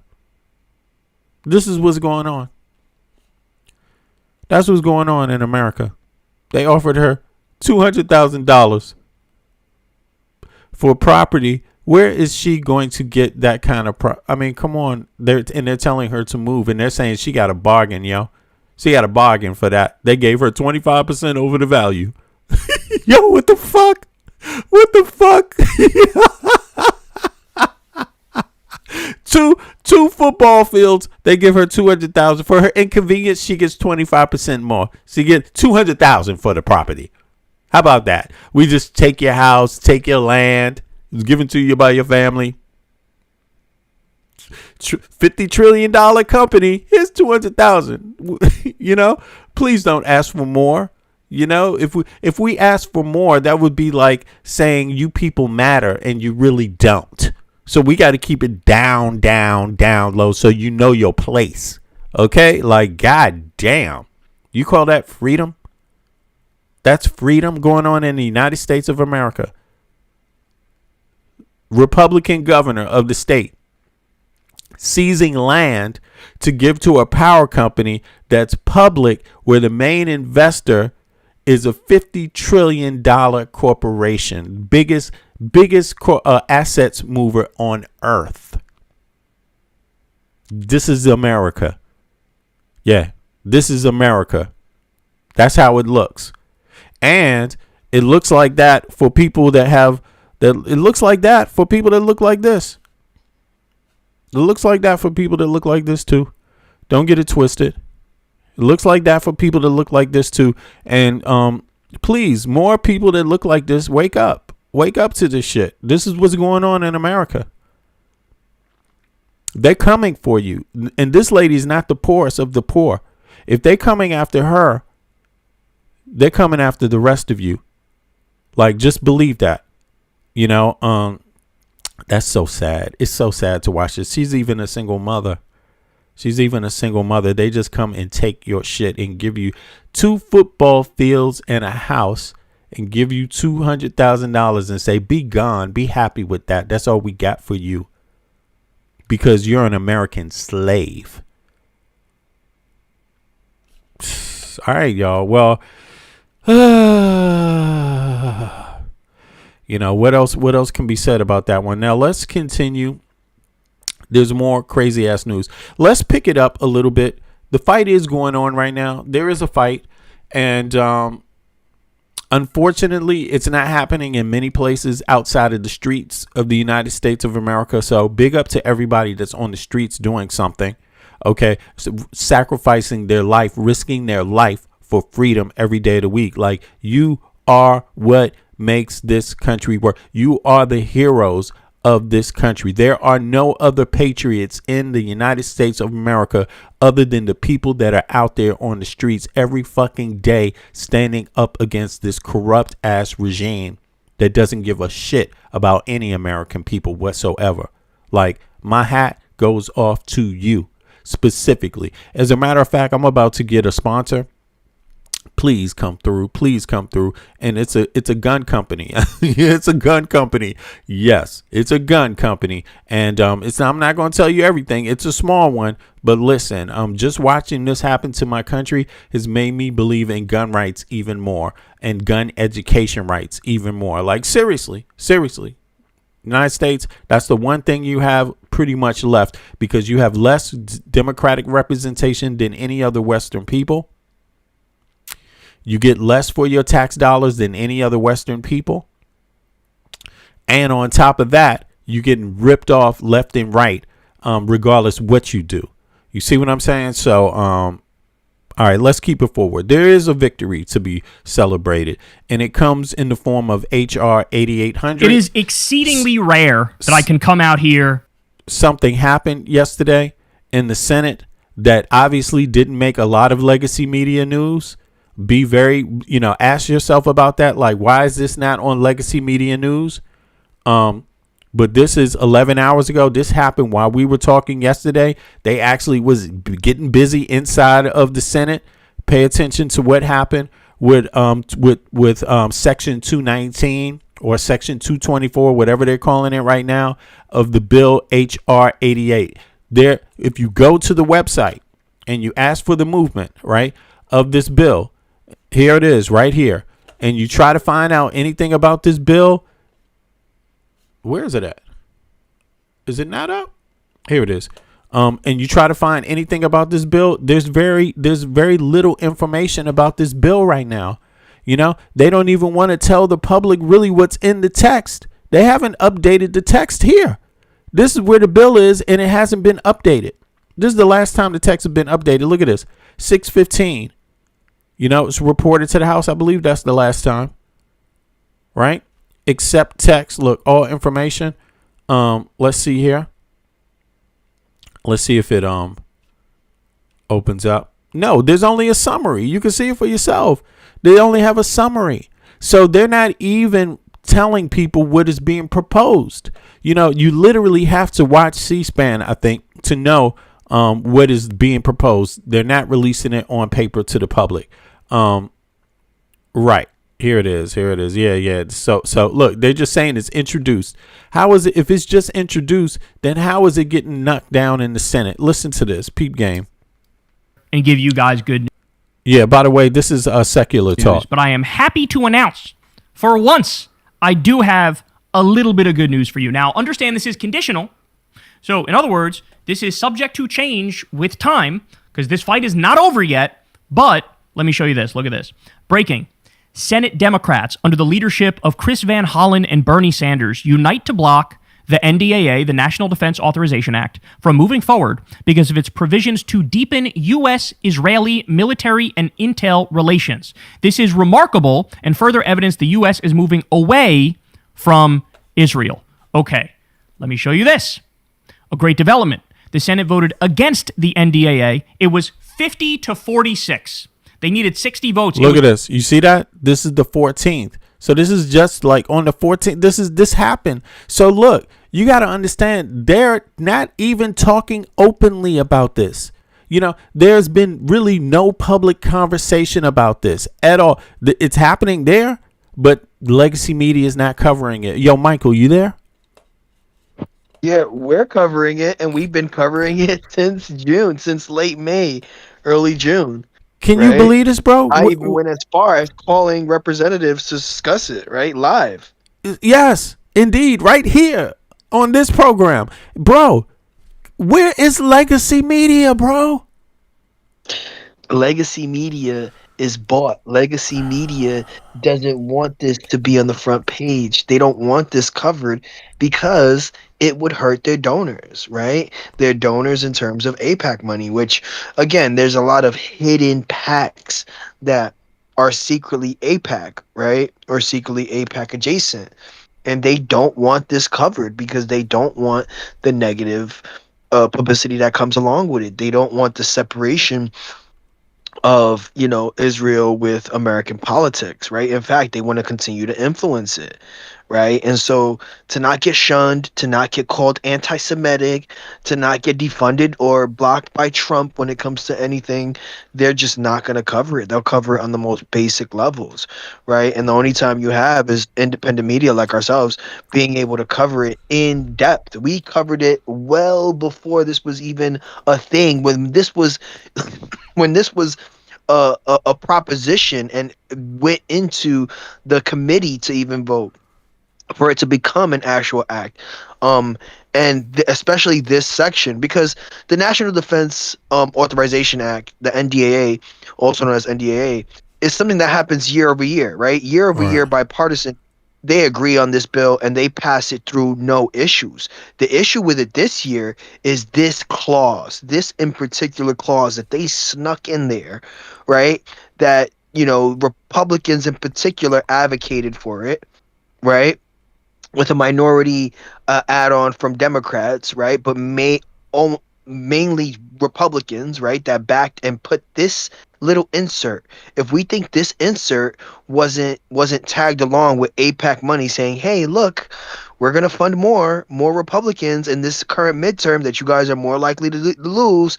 So let's add this provision to the act so that way Israel secures its funding and intelligence for the unforeseeable future indefinitely, right? Right. And so this is just, you know, to know that legacy media won't speak about it, that even certain independent medias won't continue to speak about it, even if they've covered it in a vague instance.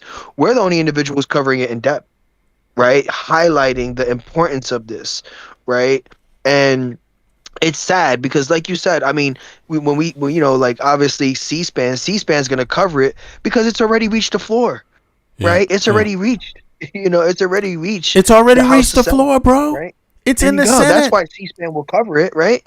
But prior to this, you know, no one was really covering it, right? And it's unfortunate that they'll raise the alarm and then they won't make the comparison as to why it's an issue, or the fact that they won't highlight that Israel was more recently called out by our Pentagon as the biggest national threat to our defense, right? To our national defense, our biggest threat. Right. That's what the Pentagon says.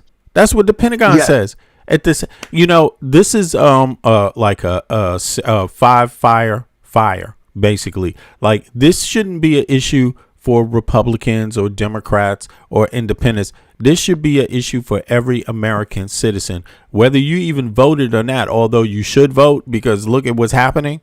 The people that are largely in Congress are supporting this, you know, in the Senate. Luckily, they didn't have enough votes. And the reason, here's the thing, to put this inside of that bill, I believe they actually need 60. Don't they need a, what do they call that? They need a, majority. They need a super majority, right? It's not just a 51, right? Because they're trying to, yeah, exactly. They're trying to make something permanent. They're trying to bypass yearly funding and make some permanent changes in the relationship between Israel. They're trying to make it to cement the relationship. They're trying to make it one that is just a normal part of our own military budget, right? So to do that, they need a supermajority in the Senate to make it happen. So that means they need at least 60 votes.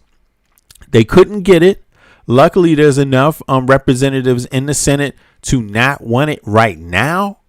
But listen, this is the bill everybody should be paying attention to. Not that other bills, not that other bills aren't important, but you got to understand, this Congress and this Senate, they ain't working on shit else anyway. They ain't got shit going for the American people. This is their job. Trump is not going to sign shit. So the only thing that you really need to pay attention to are the things that need a super majority. With a super majority, they don't need Trump. Is that right? Yes, they won't need Trump. He can't veto a majority. Exactly. So pay attention here. This is a super majority thing, and this is about Israel. Anything that this Senate that wants to do, anything that's supposed to pass through the Senate, which everything has to pass through the Senate, right? Anything that passes through the Senate has to have is pretty much at this point going to be super majority business, because Trump ain't really trying to do business. He's not trying to sign shit anymore. Pretty much. I mean, don't quote me on that. Don't quote me on that. They might be able to sneak some shit through, but this government, this Congress is not interested in doing shit for the American people anyway. That's what I'm saying. So all of this 51 shit coming out of the Congress, the normal business, they're not even trying to do. Mike Johnson is trying to close Congress down. It's looking that bad for Republicans right now, but they are desperately trying to get this off. And here's the thing. Sure, they're going to put a lot of pressure because they're trying to say we have to fund our military. Our military needs this money. Our military. Yeah, well, then remove 219 and 224 from the bill so we can actually fund our military. At the very least, do that. We're not supposed to be permanently funding Israel. This literally what is in this defense budget, to permanently fund Israel. And then they're going to give the problem to the next administration, but it will be too difficult to dismantle. You see, that's the problem. So this is what they plan on doing. Making Israel a permanent part of the U.S. government, the military, and then passing along that problem to the next president. And then they're going to be like, why didn't you do this, Democrat president? Why didn't you do this, Democrat president? You said you could do it. Why aren't you doing it faster? Yeah, we didn't. How would we know this would turn out bad? This is literally what they're going to say. How would we know it was going to turn out bad? But now that we know, do something about it, Democrat president. But it will be so fucked up that you can't do anything about it that fast. That's the problem. That's how bad this bill is. So let's listen a little more. All right, let's listen some more. Here, it was Pete. 50 to 46. It denied Israel. We talking about, for people that don't know, that's coming to in here right now, this is what we're talking about. We're talking about this bill. The bill is HR 88, right? 100, National Defense Authorization Act for fiscal year 2027. And what they did was they inserted something inside of this bill to permanently fund the Israeli military and to make the Israeli military part of the U.S. military, like make it put it inside, meaning that they're going to get access to top secret information without even having to go in front of Congress. They're going to get access to weapons manufacturing. They're even going to be selling us fucking weapons, like, without even having to go in front of Congress. What the fuck is going? This is treason. This bill is treason. Listen to me. It doesn't matter if you're a Republican, if you voted for Trump, if you're independent, if you didn't, if you like Kamala Harris or don't. It doesn't fucking matter. This is bad for all of you, period. Drop the partisan politics. This is devastating to you. This bill is an abomination. You know, like, you have to understand it that clearly. And if you don't like my skin color while I'm telling you, fuck you. You're stupid. You should be listening to my black ass when I tell you, because I'm trying to save your fucking ass. I'm American too, goddammit. This is fucked up. Even Nick Fuentes is like, what the fuck? Anyway, let's listen. Let's listen. From Israel. Okay, let me show you this. A great development. The Senate voted against the NDAA. It was 50 to 46. They needed 60 votes. It was 50 to 46. It denied Israel a merger with the U.S. And here's the most important part. The 46 who voted in favor should face charges for treason. Okay? They should face charges for treason. And actually, I think this guy slightly misunderstands. I think it was the 50 that voted in favor, but they needed 60, right? So, and by the way, would you like to take a guess which party they belong to? Would you like to take a guess? Virtually every Republican. In fact, I don't know the exact numbers, but like, did Rand Paul break? I'm not sure if he broke. You guys can put it in the comment section below. But the overwhelming majority of Republicans literally voted for something, the textbook definition of treason. All right, now listen, do me a favor. This is how YouTube works. When you see programming you like, it is highly important to click the like button so people like you can actually come and get the video. They will find it out. People that are like you, they will find out when you click the like button. More people will find out. When you don't click the like button, it does the opposite. It does not spread the video further. So right now we got 250 people watching. I got like what, 50 something likes. Come on now.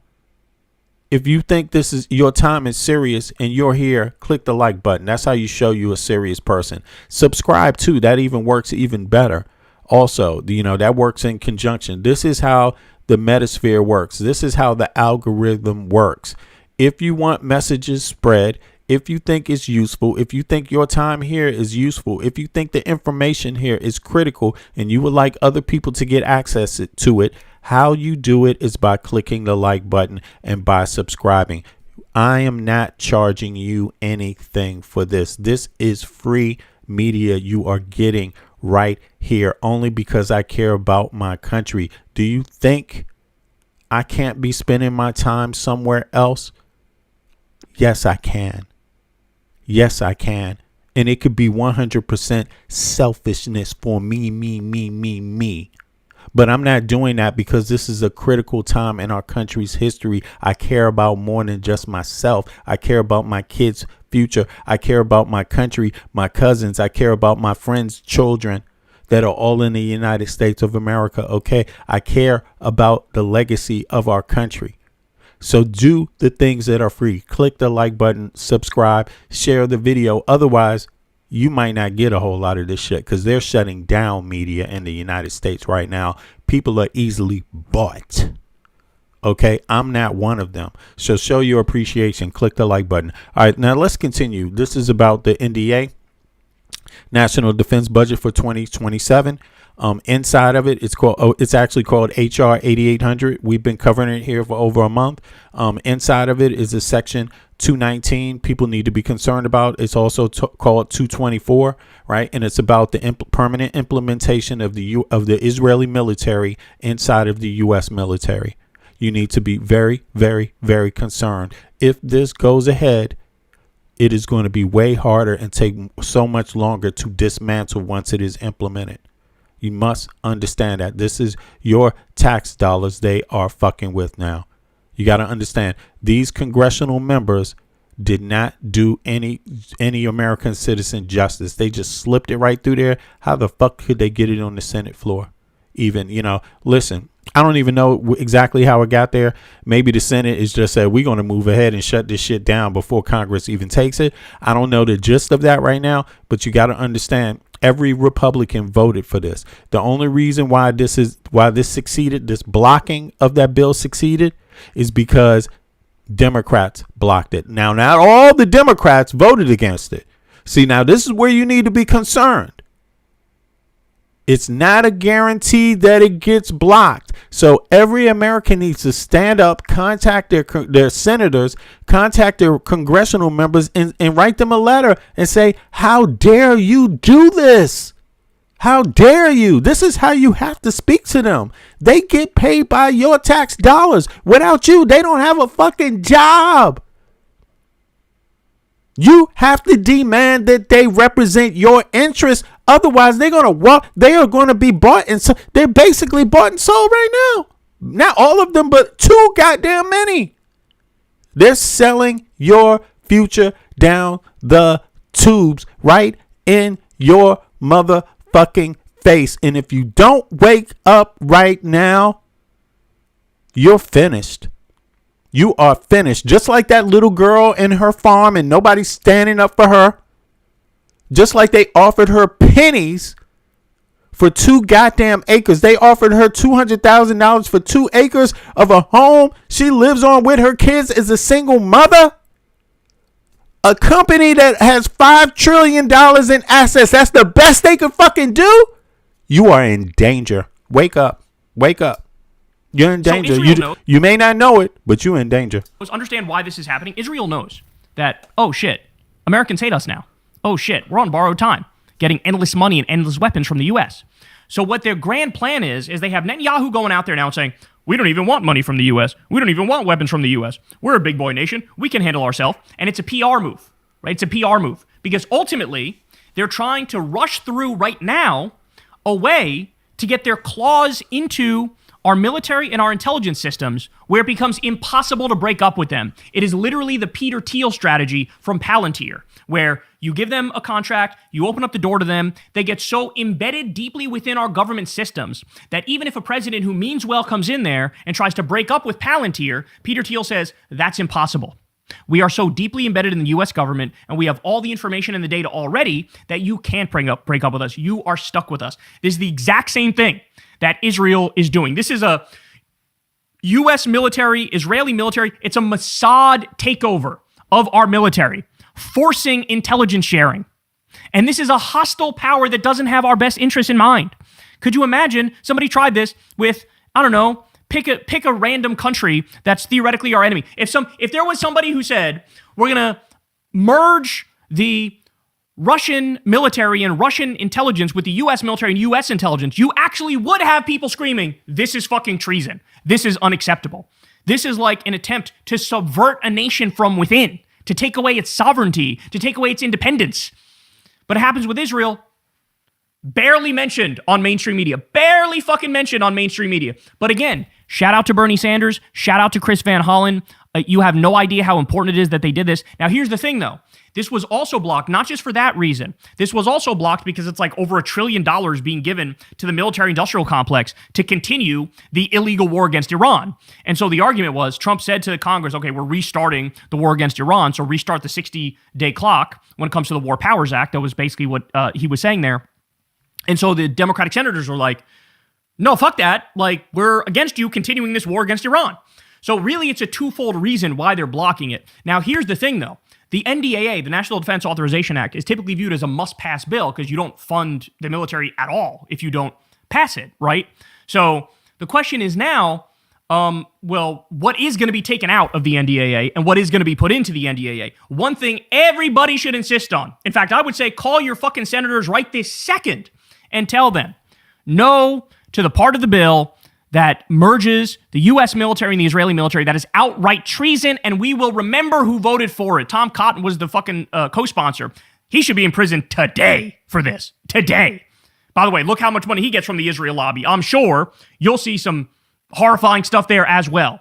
But we need not only that taken out of the bill, but obviously we need to strip this thing down because, I mean, it shouldn't be a fucking penny for this illegal war against Iran. First, Trump came out and said, oh, we need $25 billion. Then they upped it to $67 billion. Now Trump's going, we need $350 billion. So they want $350 billion for this illegal war on top of $1.5 trillion that he wants for the overall Pentagon budget.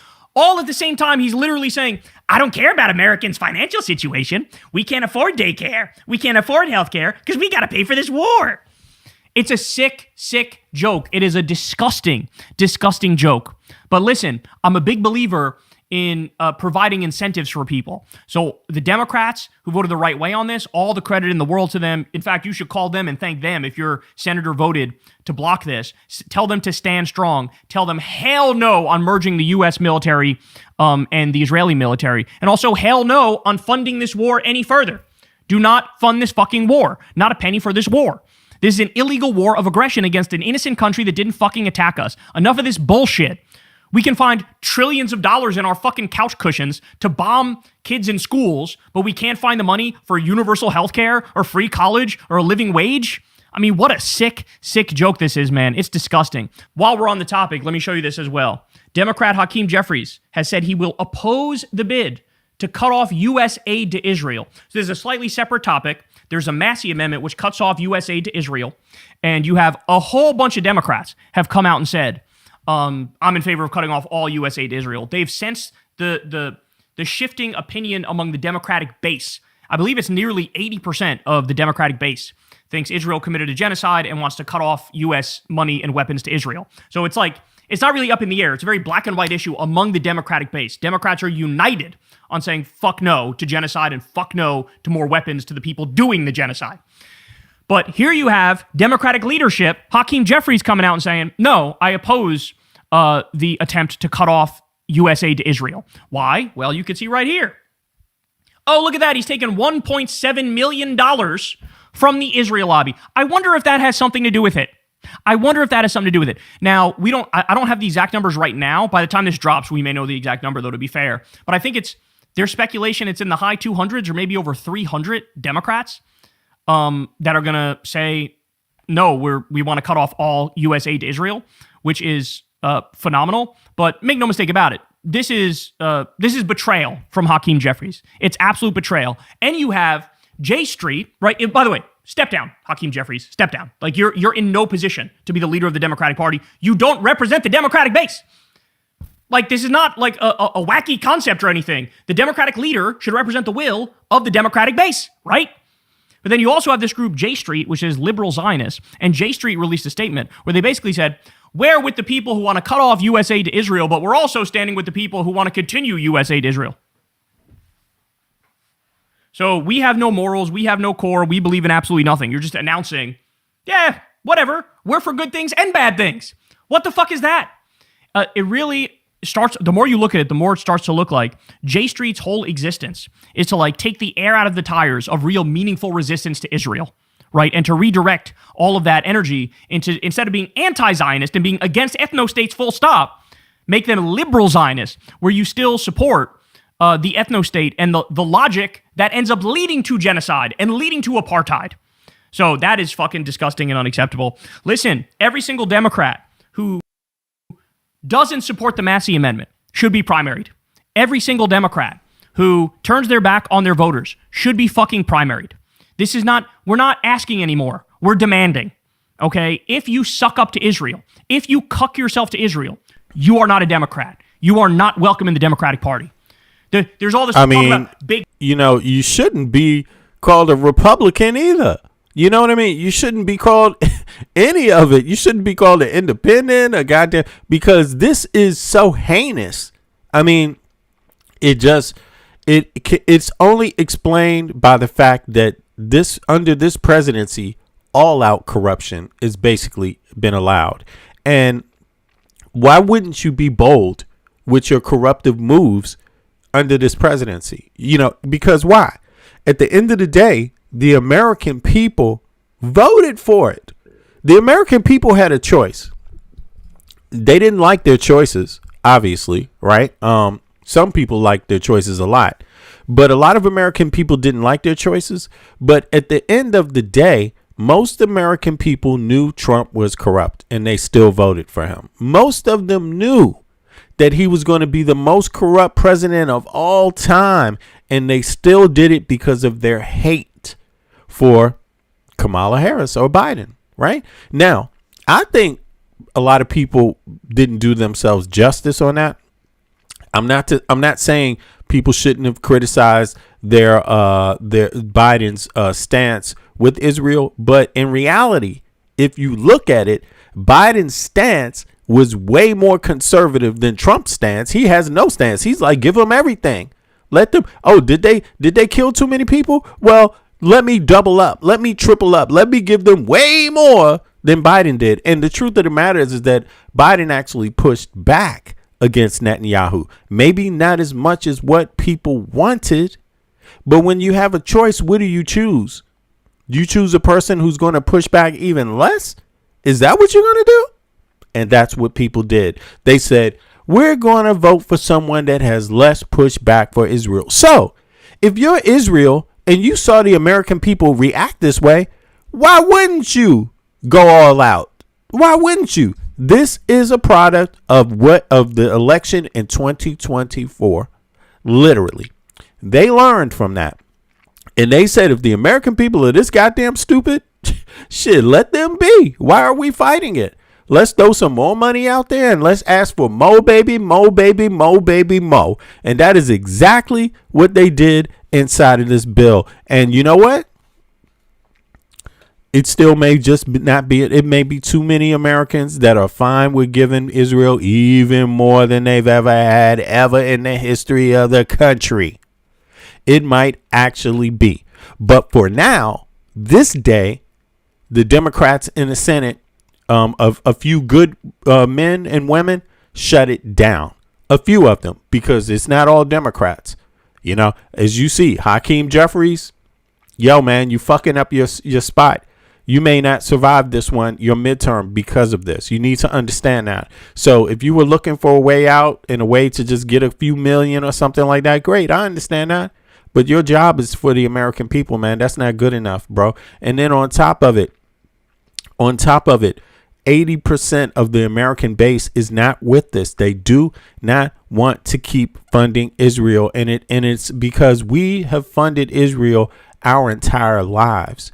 We are the ones that have the right to criticize more than anyone else, because we are not criticizing without putting some money up. We have paid the price. We have paid the cost to be the boss. We have not come empty-handed to Israel at all, but we are totally unhappy with the leadership there. And we of all people have the right to criticize Israel, because we have given every second of our working day, we have given Israel money for our entire lives. So Israelis cannot say that we're doing something wrong. No. We're drawing the line. We've tried to be nice about this. We've tried to say, oh, wow, we really don't like how this is looking. We've said we don't want to be in the middle of the Israeli and Palestinian beef. There are some problems there. Maybe Palestinians haven't always behaved perfectly under colonization and apartheid. But having said that, the American people have been steadfast allies with Israel, but they just didn't stop taking more land. They just didn't stop killing more children. They didn't stop bombing fucking just regular people. Come on, you can't do that. Do that in your goddamn name. Don't do that in our name. And that's what the American people are saying. Don't do it in our name, because we don't hate Palestinian people. Okay, that's just the fact of it. Yeah. You support sides and things like that, but we don't fucking hate Palestinian people. Okay, this problem goes back some before I was even born, by the way. So it's not my particular struggle. You see what I'm saying? Because this problem existed before I was even born. You know, this problem comes out of the 40s, 50s. There had already been some wars. You know, so American people have had enough on this. But let me let this play. Here is the bill you need to watch out for. They are trying to slip this through. Thanks to a few Democrats, it didn't get through. It could be shut down, but it is not over yet. It is not over. They are trying to make the Israeli military a permanent fixture in the U.S. military. At the same time, the U.S. Pentagon has said that the Israeli spy network is the most dangerous threat to the United States, essentially, right now. It has its hooks all in the Trump administration. Yes. Here, let me pull it up. Did the Pentagon recently give a warning about Israeli operations, spying, and espionage in the USA? Admin, right? So let me pull this up so people can understand. This is not up for negotiation. This is just the purest fact you can have on the status quo. Yes, the Pentagon recently issued a major internal warning regarding Israeli espionage. This is happening right now. In June 2026, reports emerged that the Pentagon's Defense Intelligence Agency, DIA, alongside with other military intelligence offices, officially elevated Israel's counterintelligence threat designation to critical, the highest classification level in its system. That is happening right now while these goddamn folks are trying to push through this bill with Israel inside of it in section 219 and 224. Folks, if you don't demand more from your government, if you don't demand better of your government, then you really don't demand better for yourself. You know, nobody's going to treat you better than you treat yourself. And if you treat yourself like shit, everybody else is going to walk all over you. So let's continue. You know what big tent means? Big tent means Steve wants the minimum wage to be $15 an hour, and Dave wants the minimum wage to be $20 an hour. You're both welcome in the tent. Okay? That's what that means. You know, having a big tent means there's a Democrat that's running in this rural-ass county in a red state, and he is going to be slightly less in favor of gun control than a Democrat in a blue state. That's what a big tent means. A big tent doesn't mean we have people who hate genocide and people who love genocide. That's not a big tent.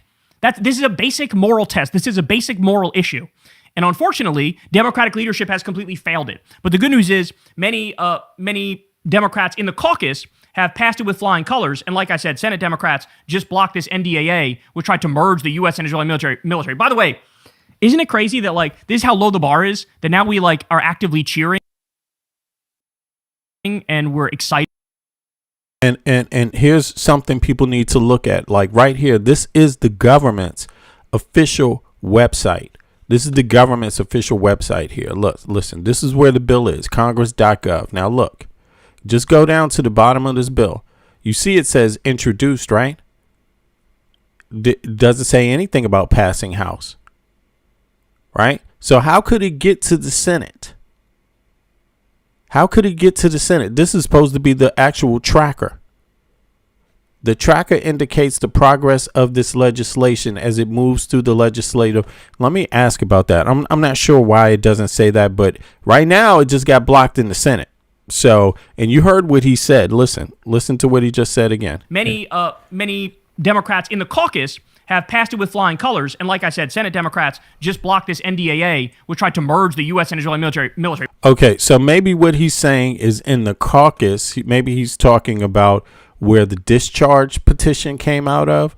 But no, the Democrats went against it. It was 12 Democrats that voted against it, but all Republicans voted for it in the discharge. So what does he mean? So let me look this up real quick. Did the bill pass Congress before it went into the Senate? Okay. Why does it say it was not introduced on the Congress.gov page regarding HR 800? Yeah, I'm curious about this. So there might be something about how the law is working here that we're missing, or whatever procedural steps we're taking. All right, here it is. Due to a very common mix-up, typo in the bill number, and slight misunderstanding of how the bill moves. Okay, so here it is. The typo, HR 880. Right, no, there's no mix-up here. No. Let me see something. No. Okay, that was just me just now, but that's not an issue. So there's no issue there. The actual Defense Bill Act, right? Fiscal year 8800, Representative House. If you okay. Or okay, so there's two names for this bill, 8800 and 4784. That shows you. Did the bill pass Congress before the Senate? There's a common civics misunderstanding here regarding the terminology. Congress is not, okay, hold on. I meant the House. Umbrella term entirely, right? House representatives where HR bill originated. The Senate, okay. Okay, hold on. That's true. It is the House. It's not the Congress. Sorry about that. and a lot of people do that, including me, all the time. Let me see here. I just want to make sure I understand procedurally how it got to the Senate. This time around, you know, if there was something that may not be ordinary that occurred here. And it's doing a lot of searching. You know, this bill hasn't been publicized a lot, and it hasn't been on legacy media, as we know. They've basically talked nothing about it. I presume they might. Okay, so listen. No, it didn't. Listen, 8800 has not passed the full House of Representatives, but it is in the final stretch process. The bill has advanced significantly through the following steps. It passed the House Armed Services Committee, right? We know that. That was on June 4th. That was 12 Democrats voted against that, right? So it's supposed to go to the House. The House Rules Committee blocked. Okay, so the House Rules Committee, this is the Senate, blocked the Massey and Connor amendment. As the bill was being prepared for the floor, vote Representative Thomas Massey, right, Republican from Kentucky, and Ro Khanna, Democrat from Cali, introduced a bipartisan amendment to strip out Section 219, the controversial provision integrating U.S. and Israeli military technology. However, on June 29, 2026, the House Rules Committee officially blocked that amendment from being debated or voted on. By refusing to let the amendment hit the floor, leadership ensured that Section 219 remained firmly intact inside the main text of H.R. 8800. Right, so that's the correct bill. Damn,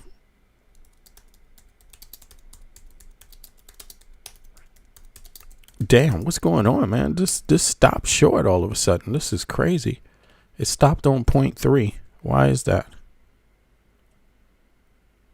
All right, hold on. Let me refresh. That's funny. 2 seconds, y'all. Do me a favor. If you haven't clicked the like button, click the like button. It's actually how the YouTube algorithm works. If you've been watching this video and you want more people like you to know about this video, click the like button.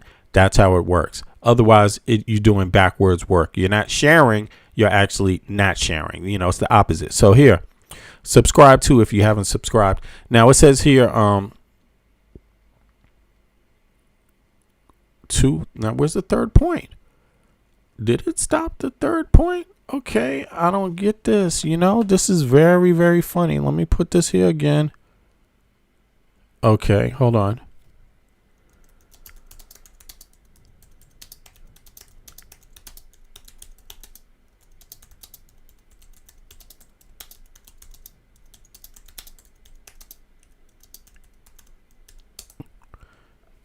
Yeah, something is going on right now with this. I don't know what is happening. It is actually strange. For some reason, all of a sudden, my system I really wonder. I wouldn't be surprised. I'm using Gemini right now.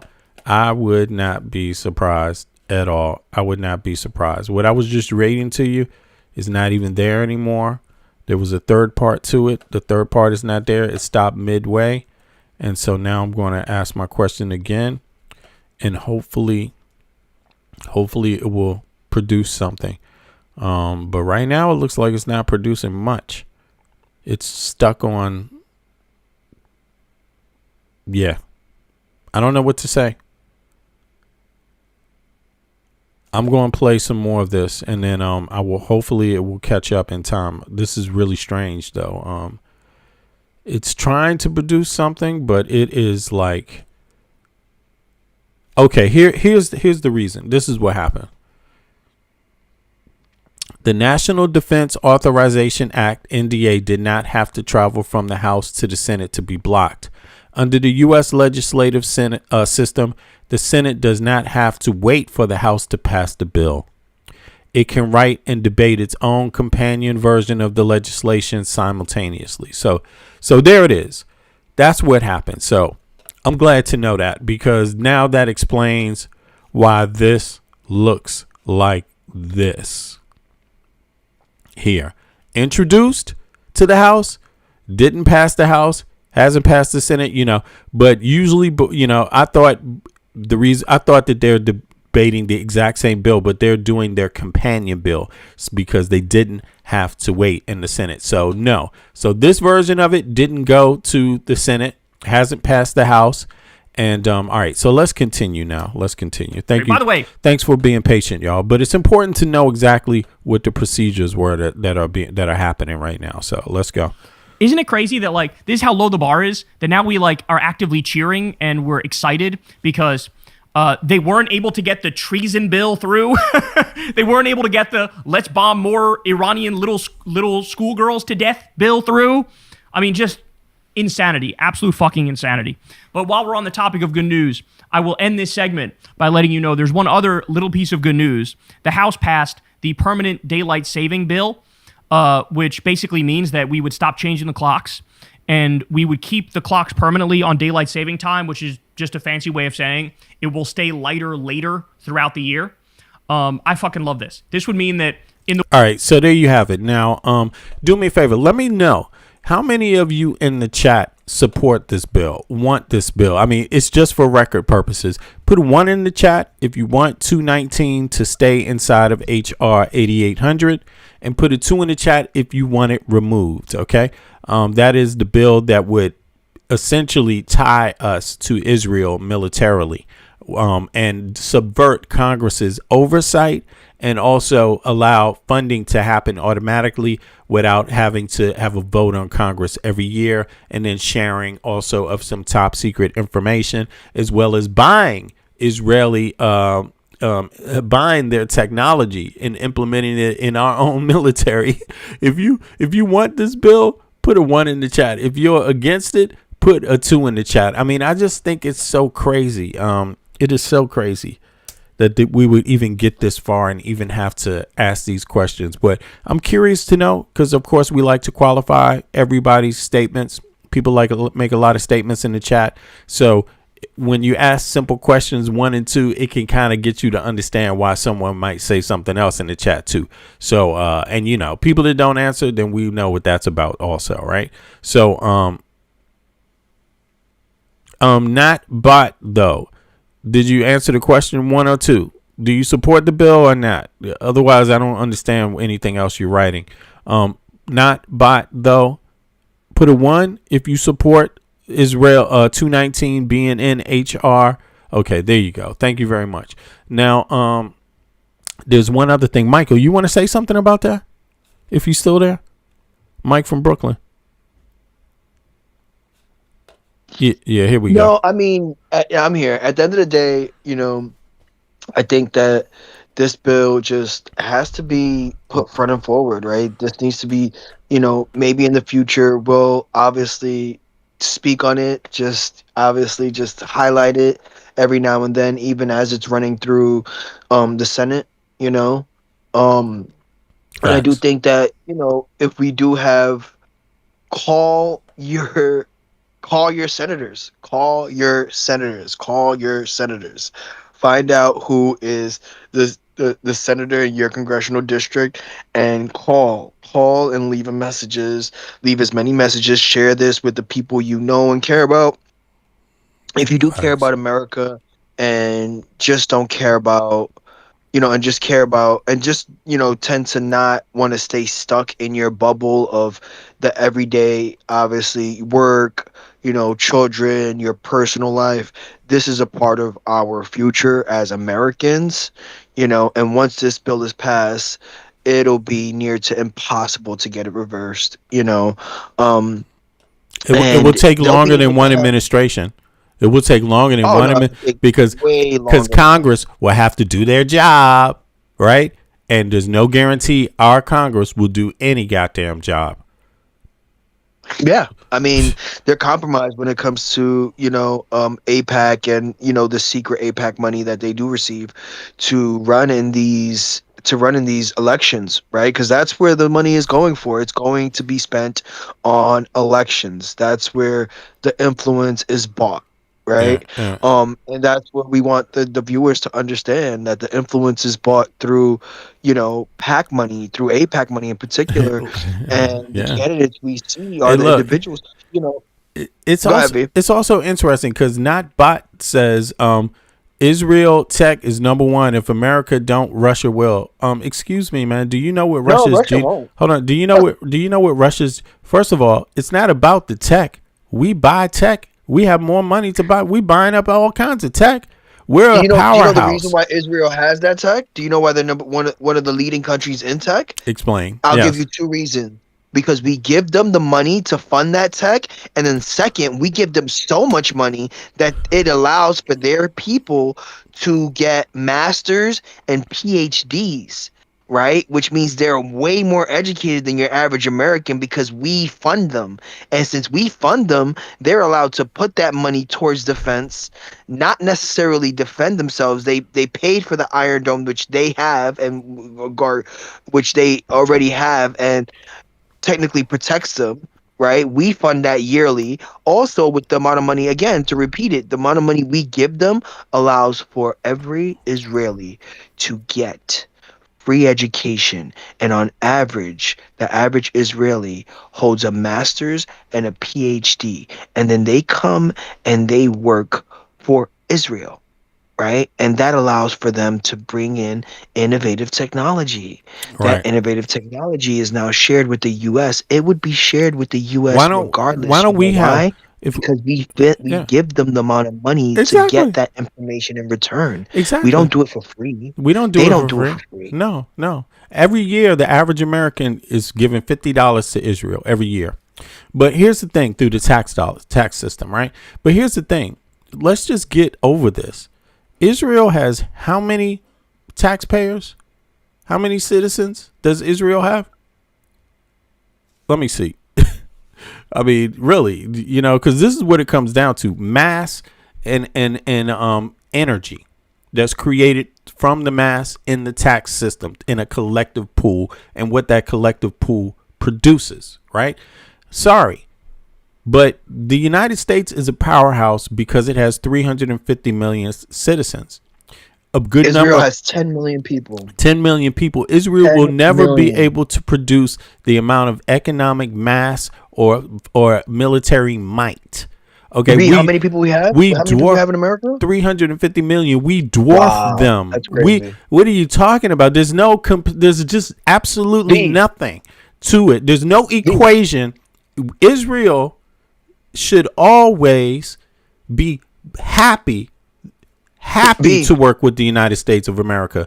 And if not happy to work with the United States of America, happy to work with Europe. Right? But you could be sure of one thing. Russia can't give them anything close to what the United States, Israel, or China could give them if they wanted to. Is Russia a NATO member? Russia's not a NATO member. Wait. Russia runs anti-Israeli propaganda. They do. Don't they? They run anti-Semitic, anti-Israeli propaganda 24/7. They're actually the ones who helped Iran. No, they helped Iran attack Israel. What kind of fucking sense does that make? I mean, aren't they a vehemently Christian nation? Yeah. An anti-Semitic nation? Bro, yeah. I mean, I think it's really up to Americans to catch up on the information, and on the situation that we have, particularly as a people, so that we don't waste our time with ridiculous arguments. I mean, trying to compare, trying to make it seem like there's a comparison in power dynamics going on in any case whatsoever is ridiculous. Look, the mistake we made is that we have a problem with corruption in the United States of America. That's our Achilles heel. Corruption. We have congressional members, Supreme Court justices, and presidents that get caught in honeypot traps and end up doing corrupt shit. That's not a good thing. But outside of that, there's no way you can compare what the U.S. capabilities are versus Israel's. Let's give that individual an actual range to reference. Israel's the size of New Jersey, with about the population of New York City, not New York State. New York City has around 8 million people. Out of New York has around 11 million people. Combined, New York State has around 18 million people.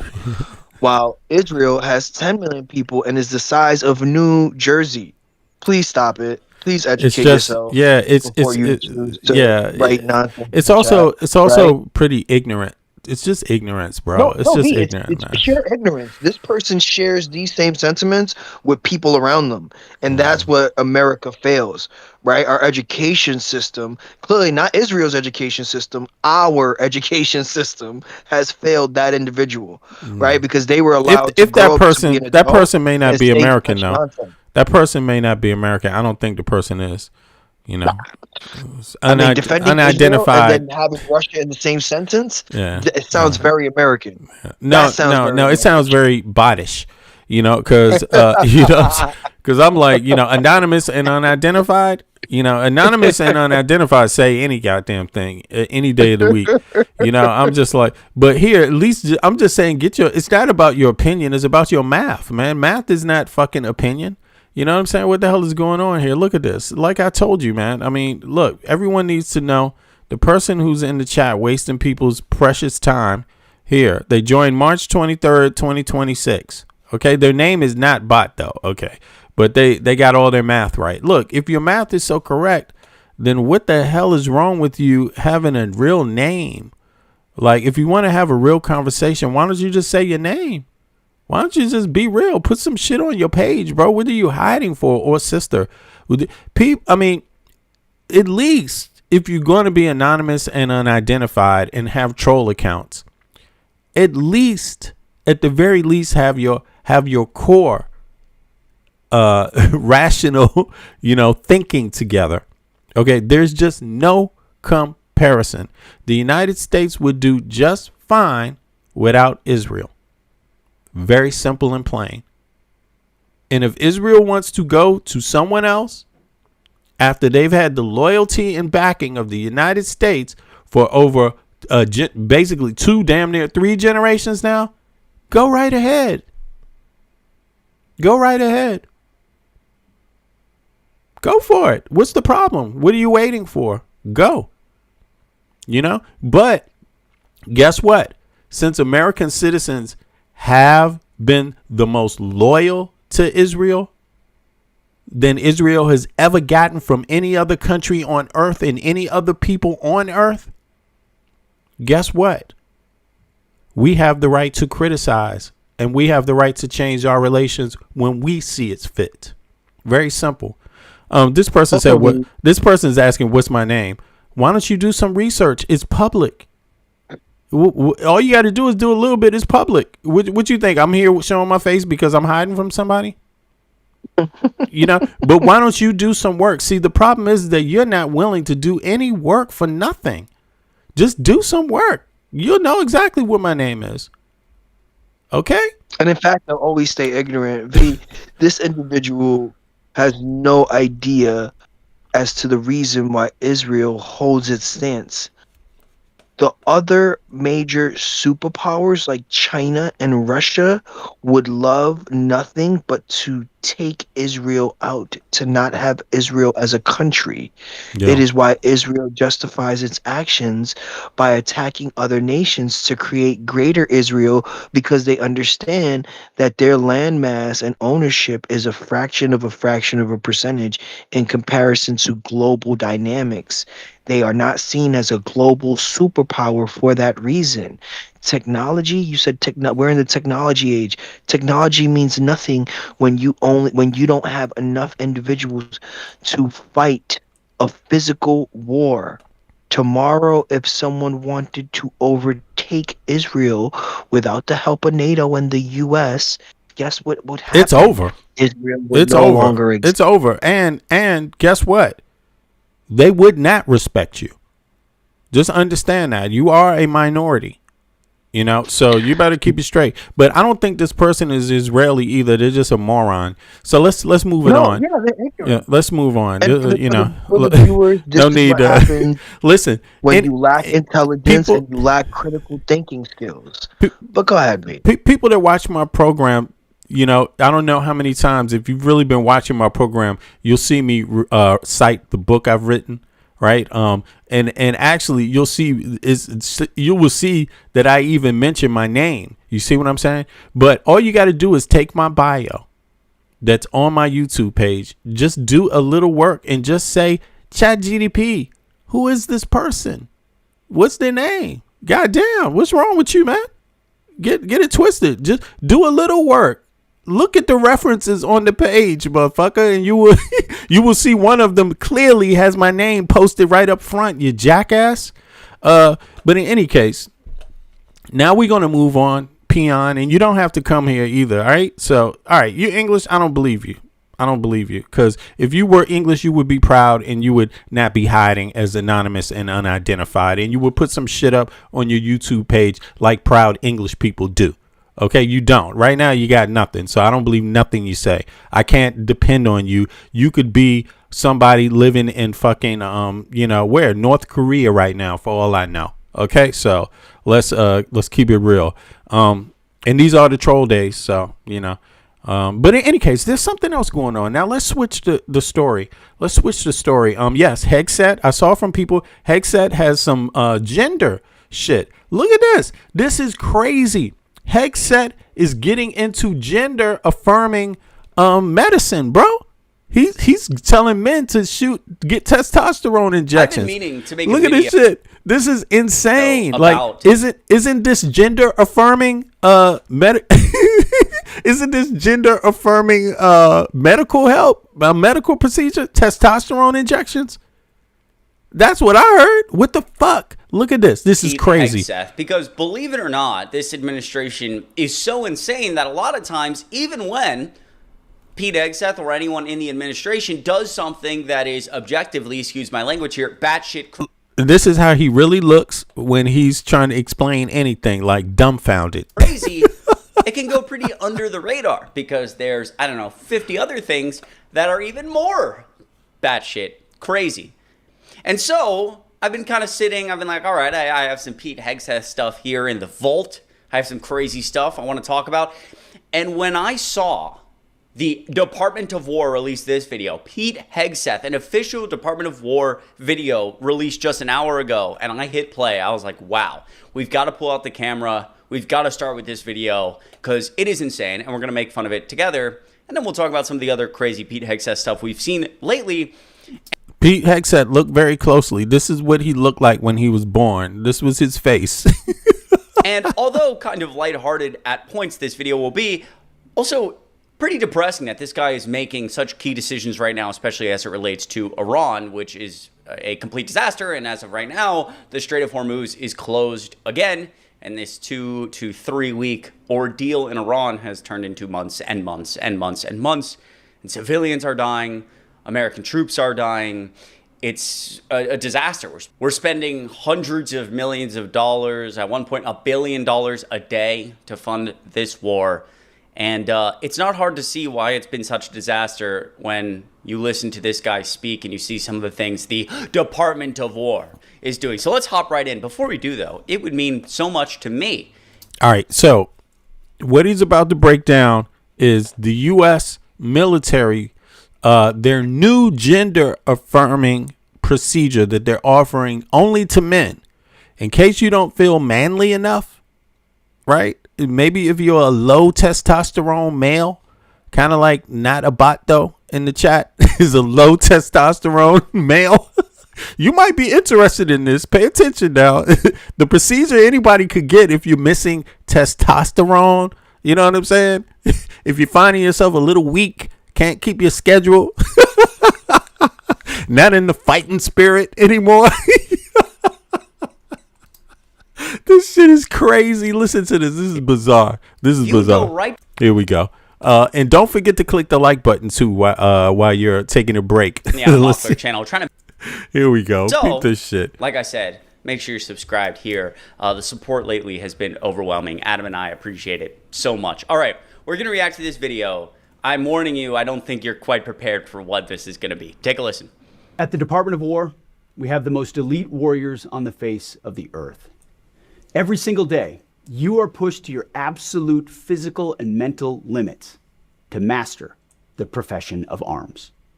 We demand your all, and you give it. But while we invest heavily in our weapon systems, platforms, and gear, our most decisive tactical advantage will always be the individual warfighter. We have a sacred duty to maintain that advantage, which is why we must constantly look for new ways to optimize your performance, your resilience, and your long-term health. And to meet that commitment today, I'm authorizing a new screening program for testosterone deficiency for our service members, ensuring you have the right testosterone. He's into male affirming procedures. What the fuck is going on here? Anybody need a male affirming procedure? Any men out there need some male affirming procedures out there? You too should listen up. Performance, your resilience, and your long-term health.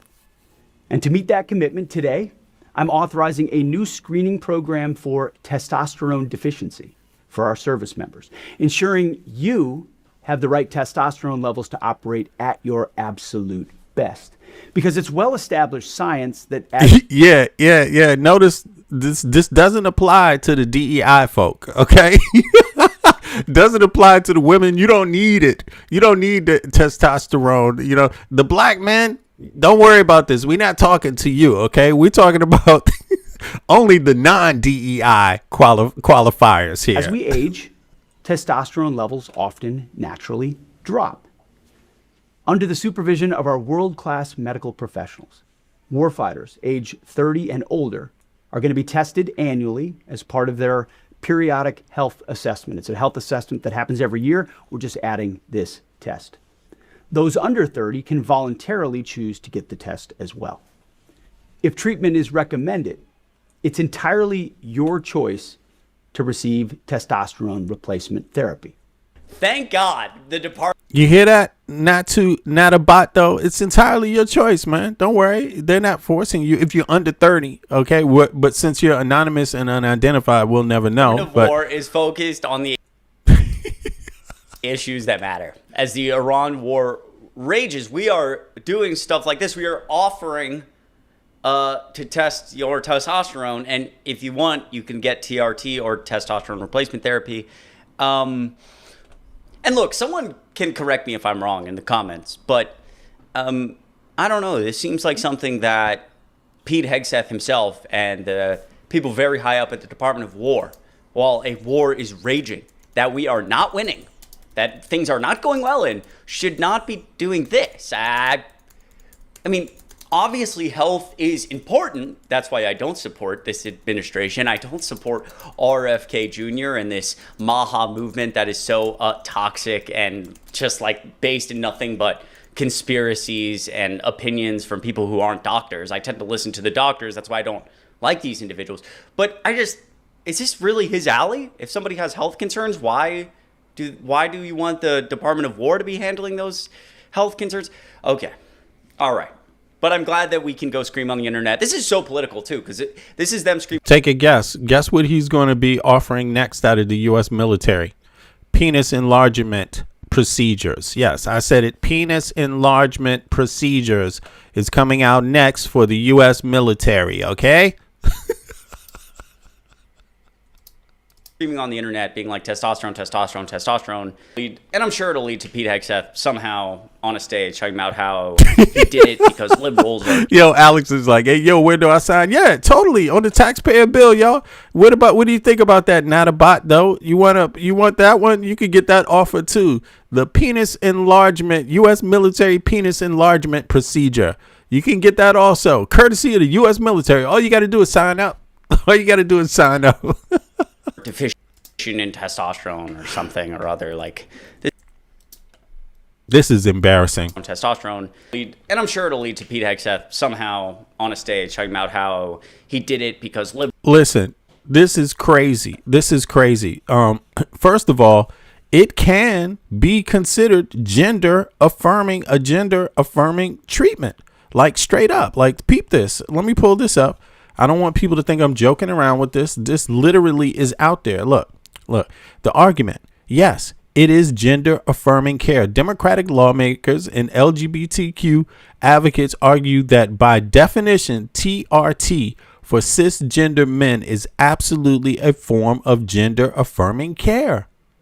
The medical definition, gender affirming care is defined as medical, psychological, or social interventions designed to support and align a person's physical characteristics with their gender identity, aligning hormones to identity. When a cisgender male receives TRT to address a cisgender male, I mean, I'm a cisgender male. Yeah, I'm a man.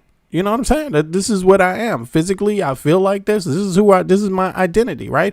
I'm not somebody that's identifying as something else that physically doesn't fit, what is typically understood, right? What MAGA considers men. Now, but here's the thing.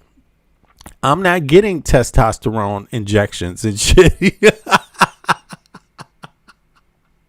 All I do is just fucking have a latte, goddamn, drink some orange juice, have some, come on, man. Take your goddamn vitamins, bro.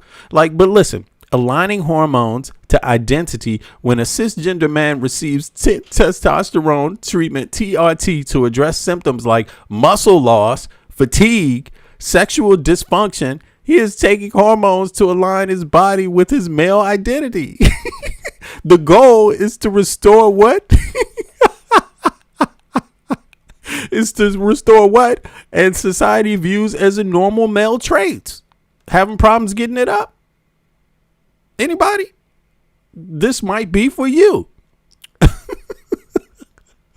The political irony. Critics such as Senator Tammy Duckworth, Democrat from Illinois, have pointed out that the hypocrisy of the Trump administration stance. While the administration and Hegseth himself have heavily restricted or banned hormone replacement therapy, HRT, for transgender troops, they are now actively subsidizing and promoting HRT for cisgender male troops under the High T banner. From a purely clinical perspective, giving testosterone to a cisgender man to make him feel more like a man uses the exact same biological mechanisms and medications as giving testosterone to a transgender man who aligns his body with his gender identity. Wow. So this is a new thing. This has gone full blown MAGA. MAGA, in case you don't know, if anybody's wondering, MAGA supports gender affirming injections for a gender affirming medication. To men, cisgender men that don't feel like they're really have that manly step anymore. You know what I mean? Fatigue, can't get it up, having trouble focusing. Rules are women not really noticing them anymore, or deficient in testosterone or something or other. This is what they do. Now, here's the other thing. This is what I originally had in the vault that I was prepared, or one of the things that I was prepared to make a video about with Pete Hegseth. This is a video of a pro-Hegseth pastor that I'm about to play for you, and we're going to read more about how pro-Hegseth this guy is. He was leading prayer services with Pete Hegseth at the Department of War. I just identified something. The man in this chair might need that treatment. Look at his ass. He might need some TRT, yo. Straight up. What's going on with him, man? He looks... Pete Hegseth is on TRT. Yeah, Pete Hegseth is definitely on TRT. Yeah, you're right. Go ahead. He is. No, he is. He's definitely on TRT. And he's still lacking. He needs some more. This doctor need to double his prescription. See, and I think the only negative with even introducing TRT to a lot of individuals who are in the military is usually the military age are relatively young, and TRT is known to disrupt, especially when you're younger. Anything under 40 is known to disrupt the continuation of your testosterone levels. Bro, it could have an adverse effect. It could have an adverse effect, bro. Adverse long-term effect. Yeah. So if your testosterone levels aren't really low, like extremely low, you should not be receiving TRT, and you should start, especially if you're of 35 and under, or even 40 and under, you should start with basic things like exercise, diet, things of those natures that would boost your everyday testosterone levels to see where your average potential for testosterone levels are.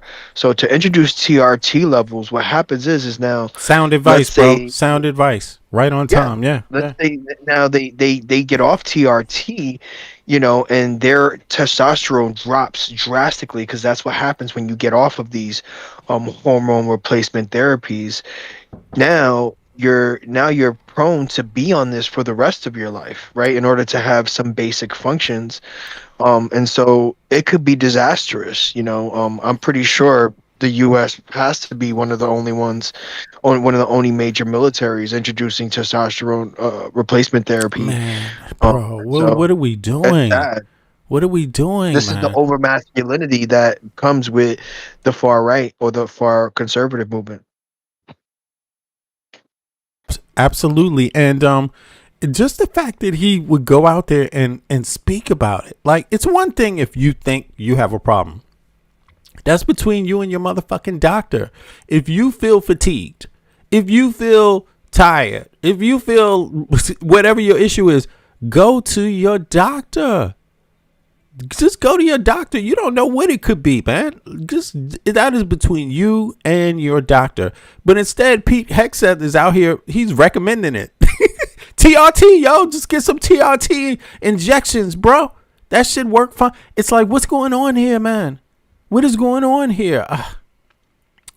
We are meddling too much. That's I just don't understand it. Just let people be. Let people be them who they are, you know? Yeah, this is pathetic. And then speaking of that, look at who his spiritual advisor is. Doesn't he need some TRT? Or has he gotten TRT too early? Look at this motherfucker. He's like a egg, a walking egg. You know what I'm saying? They just threw a head and some arms on his ass. It should look at him. This guy, and talk about the over masculinity. He doesn't even believe. This is Pete Hegseth to the right. What you see, this man in this chair looking like an egg, a hard boiled egg with a, you know, with the arms and two legs on it. He is Pete Hegseth's spiritual advisor. And this man doesn't even believe women should have the right to vote. Like, listen to this. So not only is he meddling in men's lives, god damn, you see how dangerous they are even to men? They dumbing down men, number one. Next thing you know, he's going to fucking prescribe you, you know, drugs for something that you might not even need. You know what I'm saying? Something a doctor should only be talking to you about. Instead, they got these folks out here. While they're also talking about that other bullshit, they're actually talking about women. Women shouldn't even be allowed to vote. Like, peep this. This is crazy. This Okay. Pete Hegseth's spiritual advisor. This guy was on a podcast recently saying the most insane stuff. This is who this administration aligns themselves with and hangs out with. Take a listen. Are themselves on the verge of becoming friends of pedophiles. Right. And this is the thing. They're going to be 5 years from now, friends of pedophiles as pedophiles. I'm a friend of pedophiles as a preacher of the gospel that will bring them out of that grotesque sin, right? So I'm a friend to pedophiles because Christ was a friend to sinners. Right. But the thing, I'd return to the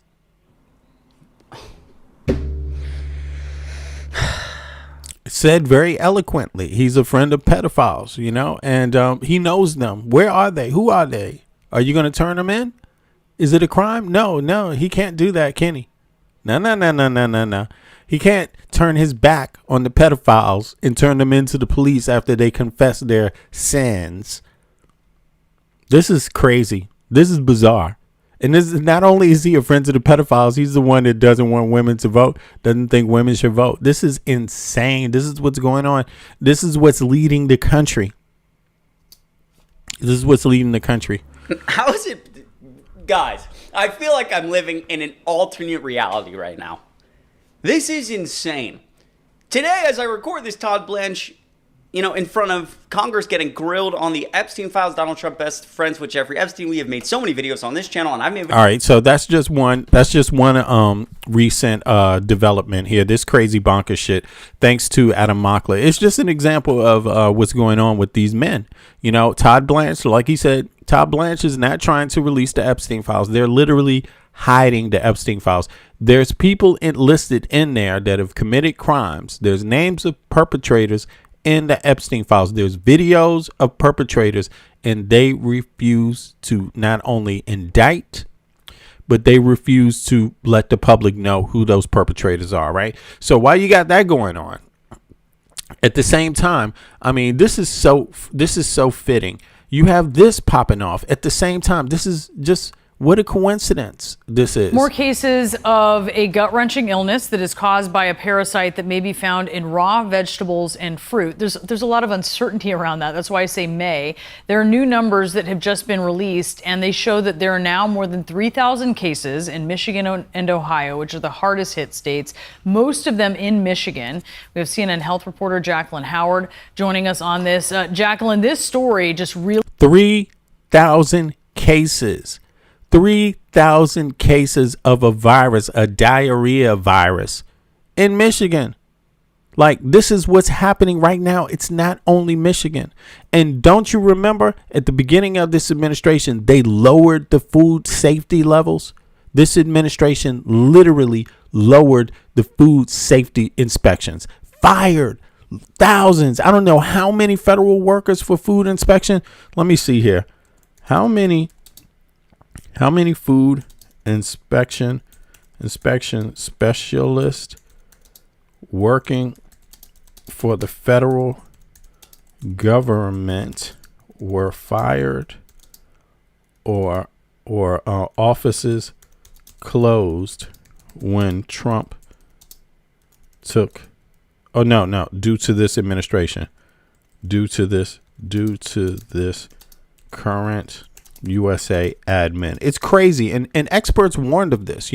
It's not just the fruit. It could be anything. There's other things going on, right? That have been, bacteria has been spreading because of food that is imported from, think about this. Trump said to make America great again, and we're trying to import meat from goddamn Argentina, which brought a virus here or brought some type of infestation to the U.S. But here, it says this, USDA, since the inauguration of Trump in January 2025, federal agencies responsible for food safety, primarily U.S. Department of Agriculture, USDA, and the Food and Drug Administration, have experienced historic, look at this, historic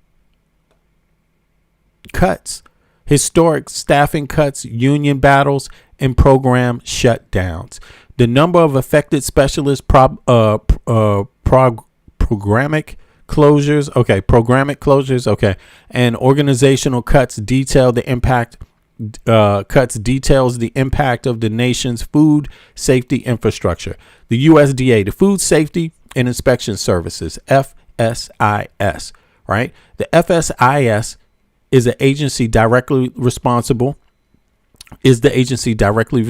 for inspecting the nation's commercial meat, poultry, and egg products. Staffing cuts. According to the data from the Office of Personnel Management, OPM, the USDA has lost over 22,000 employees since the administration took office. Specifically, the FSIS lost 874 personnel in fiscal year 2025, an additional 39 in 2026, even though that's not over. Union contract terminations, 6,500 plus workers affected. August 2025, the USDA moved from terminate collective bargaining agreements for thousands of frontline workers. This tripled union protections from approximately 6,500 food and consumer.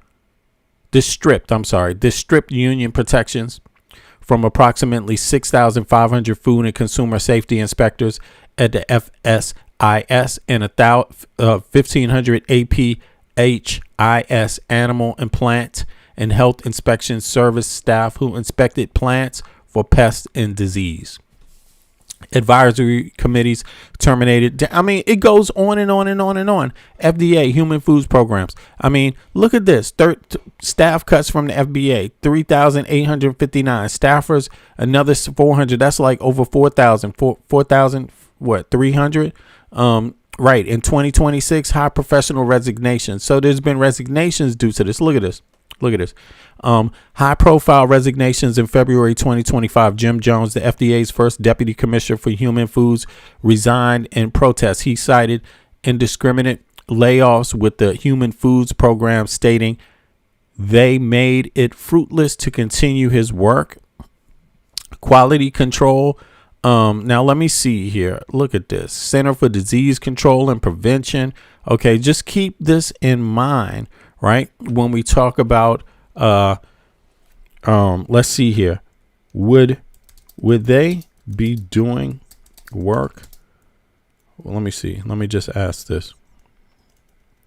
Would these workers be doing work on the recent outbreak of diarrhea? Man, it's just terrible. Diarrhea, parasite spike. Just to be clear about this, so people know. I mean, this is who you voted for. This is what you vote for. This is how it works. This is your reality. If you're an American citizen, if you live outside, it's not your reality. Maybe you're concerned about people, relatives, family members, blah, blah, blah. But look, what is taking this so long? I don't get this. What's taking this so long? Something's not happening right. All right, don't worry about that. But in short, the answer is yes. So let's play some more, and then I will get back to this more data. Here we go. To balloon here, tell us more about the people who have gotten sick and some of the uncertainty around all of this. That's right, Brianna. We're seeing more and more cases emerge. And what we know about the people who've gotten sick, some of them have been hospitalized. When you look at Michigan alone, where there are now more than 2,600 cases that have been reported, 44 of them have been hospitalized. And when you look across the country, there have been dozens more hospitalizations as well. In total, Brianna, 31 states across the country have reported cases, but not all of those cases that we know so far are connected. These cases are still under investigation, and currently the only cluster of cases that has been described as an outbreak are those cases in Michigan as well as some in Ohio. And the reason why. All right. So just to here it is. Just so people have the information themselves. This is the answer that came back. Yes, the federal workers and programs affected by the recent staff cuts are the exact people who would be on the front lines of investigating and managing this massive historic diarrhea causing parasite outbreak currently sweeping the United States. So there you have it. There you have it. I mean, this is what's going on. This is what people voted for. This is the outcome of your vote. People really need to get to the core of that in a democracy, that votes have consequences. You know, it's not just that, oh, it didn't matter. No, it matters. This is the outcome. You may not have liked what things were before, but things getting worse is the outcome of a vote instead of things getting better. That's how voting works. Or that's the potential of how voting works. I mean, and in this case, it's exactly how it worked. Okay, so let's go on. Why it's really difficult, Brianna, to pinpoint, okay, what's the original source of this outbreak or of these clusters is because once someone becomes infected, it can take anywhere from 2 days to 2 weeks for symptoms to emerge. So health officials, especially those in Michigan, are really scrambling to identify the source of these cases. And the symptoms that cyclospora infections, which is called cyclosporiasis, the symptoms of this illness include watery diarrhea. In some cases, it's described as explosive diarrhea, Brianna, as well as loss of appetite, cramping, bloating, nausea, fatigue. These symptoms can lead to dehydration, and for some patients, it's dehydration that has led to them being hospitalized. So it's really important, Brianna, to be mindful of how you can even become infected. A lot of infections sometimes are tied to contaminated fresh produce or contaminated water, like from water parks, or if you're eating fresh produce. So it's really important to wash your fruits and vegetables, because this illness can be miserable. I'm telling you, Brianna, a lot of people want to avoid this altogether. Okay, so talk to us about washing fruits and vegetables, because the pictures that we're looking at here, I think, is how a lot of people do it. They run their fruit or vegetable underneath a stream of water. Maybe they're trying to make sure they clean the surface of it. I mean, is that enough? Is there a soak? Do they need to use some kind of additive in the water? What can we do? Yeah, so water is better than nothing, but to really be more effective with cleaning your fruits and vegetables, you can add a little bit of vinegar to create a vinegar rinse. So what you want to do, mix 1 part vinegar with 3 parts water in a large bowl. Put your fruits or your vegetables in there, make sure they're covered with this vinegar rinse, and then physically stir your fruits and vegetables around in that water, and even, scrub or rub those fruits and vegetables to really make sure you're physically cleaning them off. And that can help really, really make washing your fruits and vegetables more effective with reducing your risk of getting sick in the first place. So try that out, and Brianna, that is more effective than just water alone. Dr. Redfield, how serious is this illness, and what sort of food should we be avoiding right now? Well, it can be quite serious, and then it can cause severe dehydration if it's not treated in terms of maintaining your hydration. Luckily, an antibiotic that we know as Bactrim or Septra does have some positive impact, so it is partially treatable. But it can be a quite uncomfortable gastrointestinal pathogen. It's a parasite. It can really last anywhere from 2 to say 2 days, 2 weeks, and even longer, into even a month, with severe diarrhea, gastrointestinal disturbances. The foods that we associate it with largely are fresh vegetables. So, just so people understand this, right? Obviously, I'm not a doctor, right? But here's the gist of it. How it spreads. The parasite is spread through the fecal-oral route. This happens when food or water contaminated with microscopic amounts of human feces containing the parasite is consumed. That's what's going on here. The parasite is spread through the fecal-oral route. This happens when food or water contaminated with microscopic amounts of human feces containing the parasite is consumed.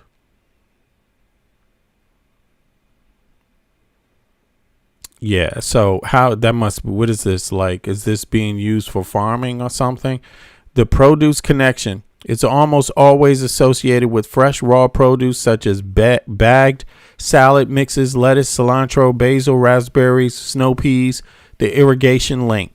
Contamination usually happens at the farm level, often when crops are irrigated or washed with water that has been contaminated by sewage or agricultural runoff. Washing doesn't solve it. Because the parasite outer shell is incredibly sticky and resilient, standard rinsing or chemical food sanitizers cannot reliably wash it off raw produce. Cooking the food is the only way to fully kill it. So I don't know what the hell CNN is talking about. But then again, their legacy media, they got a tax break from Trump's, tax breaks. The good thing is there's no direct human to human spread. So this is what's going on in the U.S. right now. As if you didn't need that. What is this going to do to food prices? What is this going to do? What if you have to pay a deductible for your health care if you get sick? You won't pretty much be eating fresh produce anymore, unless you grow it in your own yard and things like that now, right? In your own, or in This is also in combination with the screwworm. yeah, and the screwworm, which is coming from the poultry side of it, right? The meat, the meat, right? Beef, the cattle side. The cattle, exactly. So I mean, you know, this is what's going on, and I just have to say, I haven't heard about any. I'm living in the EU, although I'm an American citizen, born and raised in Washington D.C. Born, by the way, in Freedman's Hospital. That should give people a qualifier in terms of the year I was born, right? The time period I was born in. Freedman's Hospital it's called something else now. But family goes back on both sides to the colonial period. But as a grown-ass man, I live in the great country called Denmark. I live in Copenhagen, Denmark. I'm not hearing about this in any scare in Denmark. I wonder what they're doing different with their food. That, I mean, it's grown in the EU. Wonder why we're not having a scare here. No screwworm, really, or it's it's controlled. If it's here, it's controlled because there's no scare on the TV right now. I don't know. What do you make out of this, bro? What do you make out of this, man? I just think it's it directly links to Doge cuts, right? Yeah. The cuts to that administration, and I think when individuals think of fraud and waste, they just did it because they assumed. Again, these are people who have no clue what it takes to run a government, right? And so what they, to save a minuscule amount. They got rid of the wokeness in the DEI. No more woke, yo. Yeah. It's okay. Feces on your salad is great. It's not damaging. Just eat it. You'll get used to it. If you're strong, if your genes are strong enough and you were meant to be here, you'll survive it. It'll only make you stronger. And just so the viewers understand, if we were to cut all of the federal jobs, it would equal only to 3% of the overall budget that we have in terms of spending. So the cuts to these jobs were literally just a pony show to say, look, we're finding waste and fraud, and no waste and fraud has been proven, right? No one's been arrested, and the fraud that they're talking about are America's soft power and reassurances for things just like this, right? For this bacteria, for the screwworm, right? Things that are eventually going to cost the U.S. hundreds of millions of dollars in lost produce, in medical bills, in lost cattle, right? In the monitoring of these said cattle, right? Where they thought that, just something as simple as us researching and refunding and giving funding to a lot of South American countries where the screwworm actually takes place to limit its rise and potential to come here, because it once was a very big issue, now is an issue again because we defunded these very same programs that Doge had no clue as to why they were there. So now we suffer the consequences of said ignorance. And it's just, this is the outcome that happens when we have individuals who are propped up as intelligent when they don't know the nuances of how to run a government on a basic level, right? And you'll still have your same right-wingers who are you're just jealous of Musk and his success. His success was inherent. He was wealthy before. He's even wealthier now, and has nothing to do with the finer tuning things of a company nor a government. I got a thought. Otherwise, he'd be representing South Africa. Yeah. I got a thought. I got it from the chat. This is actually pretty smart. This is an unwoke question, though. This is an unwoke statement. Could testosterone solve this problem? Testosterone injections? No. All right. Maybe Pete Hegseth, we should ask him. Would that help? Now, somebody else asked a better question, though, in the chat, right? And that is, this is pretty interesting. I mean, I think we know where this is coming from. Listen, yes, they do use human feces for fertilizer in Denmark, right? Check it out. It's not just the U.S. This is not a new thing, right? But here's what's different. While both the United States and Denmark recycle treated human sewage sludge, biosolids for agricultural use, they approach the processing, classification, and safety regulations quite differently. Do tell. No surprise there. Okay, Denmark enforces significantly stricter limits on chemical contaminants and strictly bans the practice on organic farms, while the U.S. operates under a two-tiered system that allows some highly treated waste to be sold directly to home gardeners. That's one thing, how they classify the waste. The United States, two classes. Under the EPA's Part 503 regulations, biosolids are categorized by their level of pathogen reduction. Class A, exceptional quality. This sludge undergoes extreme heating, composting, or high pH treatment to ensure pathogens like salmonella. Hold on. 2 seconds.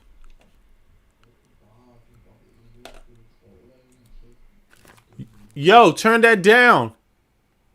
I can hear that.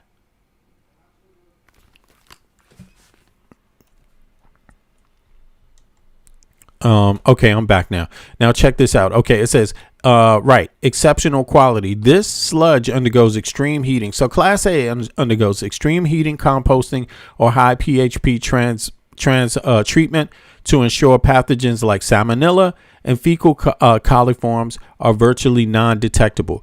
Because it is deemed highly safe, Class A biosolids can be sold to the general public for use on home lawns, gardens, and golf courses, often sold under the brand names like Milo Organite. Class B, this sludge undergoes basic treatment like standard anaerobic digestion, which reduces but does not completely eliminate pathogens, right? Because it still poses a mild health risk, it has strict site restrictions. It can only be applied to restricted agriculture fields, forests, or reclamation sites, and animals cannot graze on the land immediately after. Okay, now in Denmark, 3 processing groups. Okay, instead of so there is Class A, B distinction. Instead of the Danish Environmental Protection Agency, Miljøstyrelsen, categorizes sludge based on how it processes and stabilizes. So it's very straightforward, right? Dewatered sludge, simply squeezed and to remove water, typically sent to incineration. Biogas, anaerobic. What is this word? Anaerobically digested sludge. Damn, I don't even know how to pronounce this word. Anaerobically digested sludge. Okay. The primary source of the agriculture. It is fermented and advanced biological digesters to capture methane biogas. Okay, and then there's mineralization bed sludge that is slowly biologically degraded into specialized need beds for up to 10 years before being emptied and used.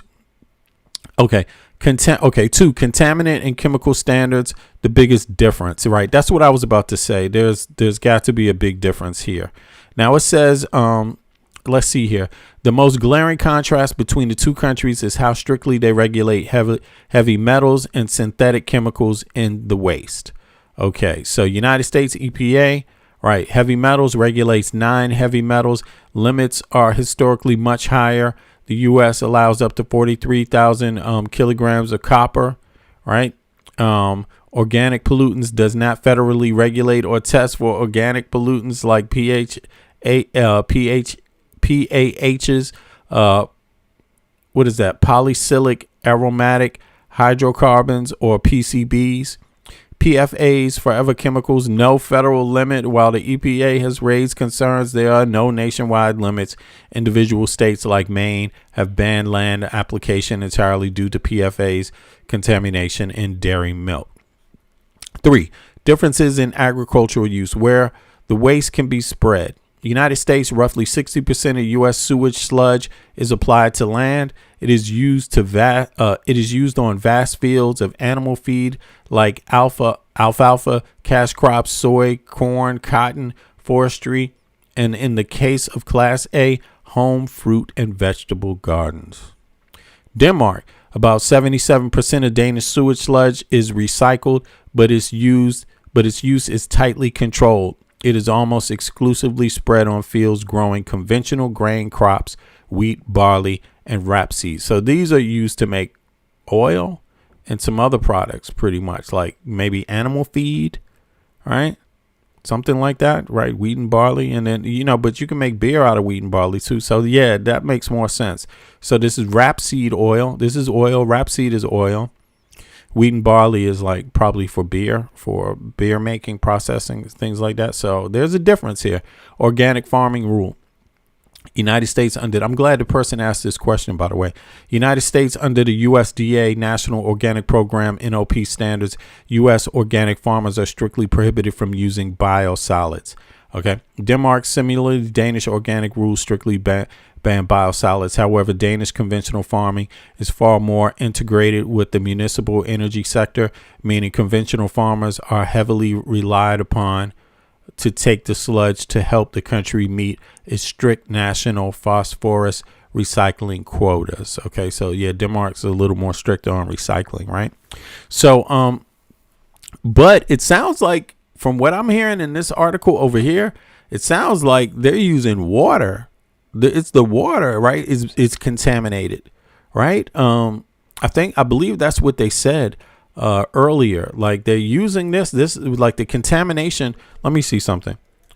Is the new contamination of the parasite due to water being used on the farms to rinse the vegetables?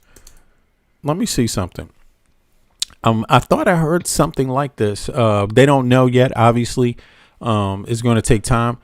Look at this. It said, okay, because of the official investigation into historic outbreak is still actively undergoing, health agencies, FDA and CDCs have not yet named a definitive final source or specific farm. However, looking at the science of the Cyclospora and the past outbreaks, yes, contaminated water used on farms to irrigate, rinse, and process vegetables is almost always the culprit. So this is another type of dynamic going on as well. Yeah. So, bro, yeah. In any case, there it is for the day, folks. There it is. What do you think about this? It's like 3.5 hours. I appreciate everybody showing up. Do me a favor, click the like button. It helps people find the stream, and it helps more people like you find the information that we're sharing. The stuff that you're interested in, it helps people like-minded like yourself find the video. So click the like button, subscribe if you haven't subscribed. Listen, that was a good question. We like to assume a lot. Let me tell you, arrogance is the best friend of destruction. We have a lot to learn. And who can we learn from? Well, let's start off learning from our neighbors. Let's start off learning from the people we're very much integrated with. Like, we do this comparative data all the time on this channel, and I never assume.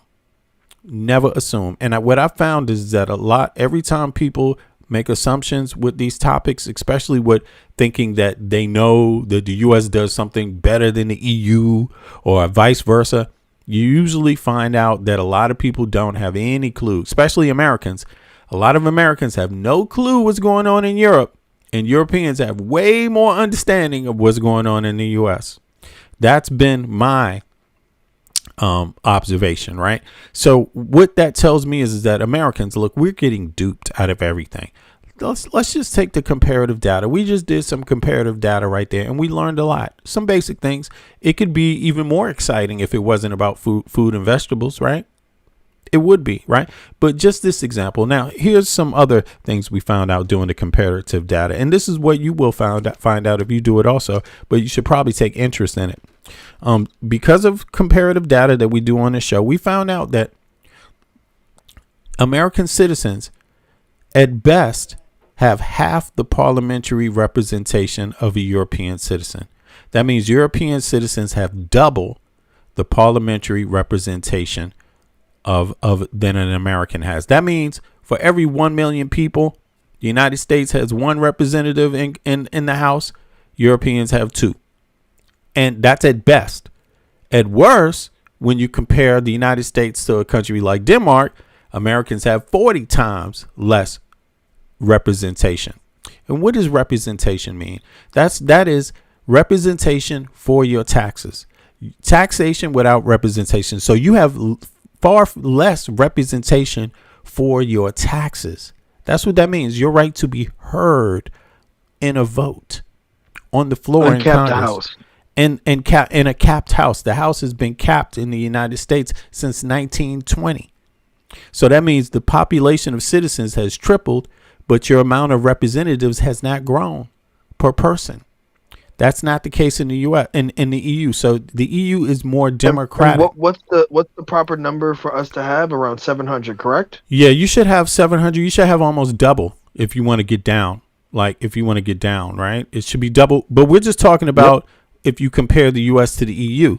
That's not if you compare the U.S. to Denmark. Denmark has 40 times the representation of but if you put Danish numbers and you mix them all into EU numbers, then it will be EU members generally on per person have double the representation. So that's the data, right? That's not up for debate. That is the pure data. What you think about it is something else. Now, here's the other thing. When you do the comparative data, you find out that American citizens, at best, 45% of the taxes they pay go to things they directly see in their life, affecting their life, their life, their child's life, their home, the communities that they live in. At best, 45% of the taxes they pay actually directly impact their lives. As soon as you leave the United States of America, you go to any other Western country, that number jumps up automatically to 60% of the taxes people pay directly impacts their life, their individual's life, their kids' life, their family's life, their home, their community. Simple and plain. But it doesn't stop there because in some countries, it's 70% of the taxes they pay in the EU. It might be even higher. Right. So now that you know we know that through comparative data, you should look the numbers up yourself, by the way, if you're really interested in this topic. Now, at that same time that you have less representation, and at that same time, less of your tax dollars that you pay directly affect your life, right, at all. At the same time, you are also the only Western capitalistic country without universal health care, and pretty much the only one that doesn't have some sort of guarantee for higher education access, right, despite your economy. So, so Americans got to grapple with those core comparisons, and my suggestion would be talk about them. If you don't talk about them, your neighbor won't know it, because legacy media is not talking about it. Legacy media is in the pockets of the corporations. I mean, hey, if you like paying your taxes to a healthcare system that you can't even access because you can't afford the copay, if you like it that way, then hey, why should legacy media bother to talk about how things could be different? What do they gain out of that? Would they still get that tax break? You know what I'm saying? Probably not. It's a corporation, right? Yeah. So, and at the same time, in the United States, another comparative data thing.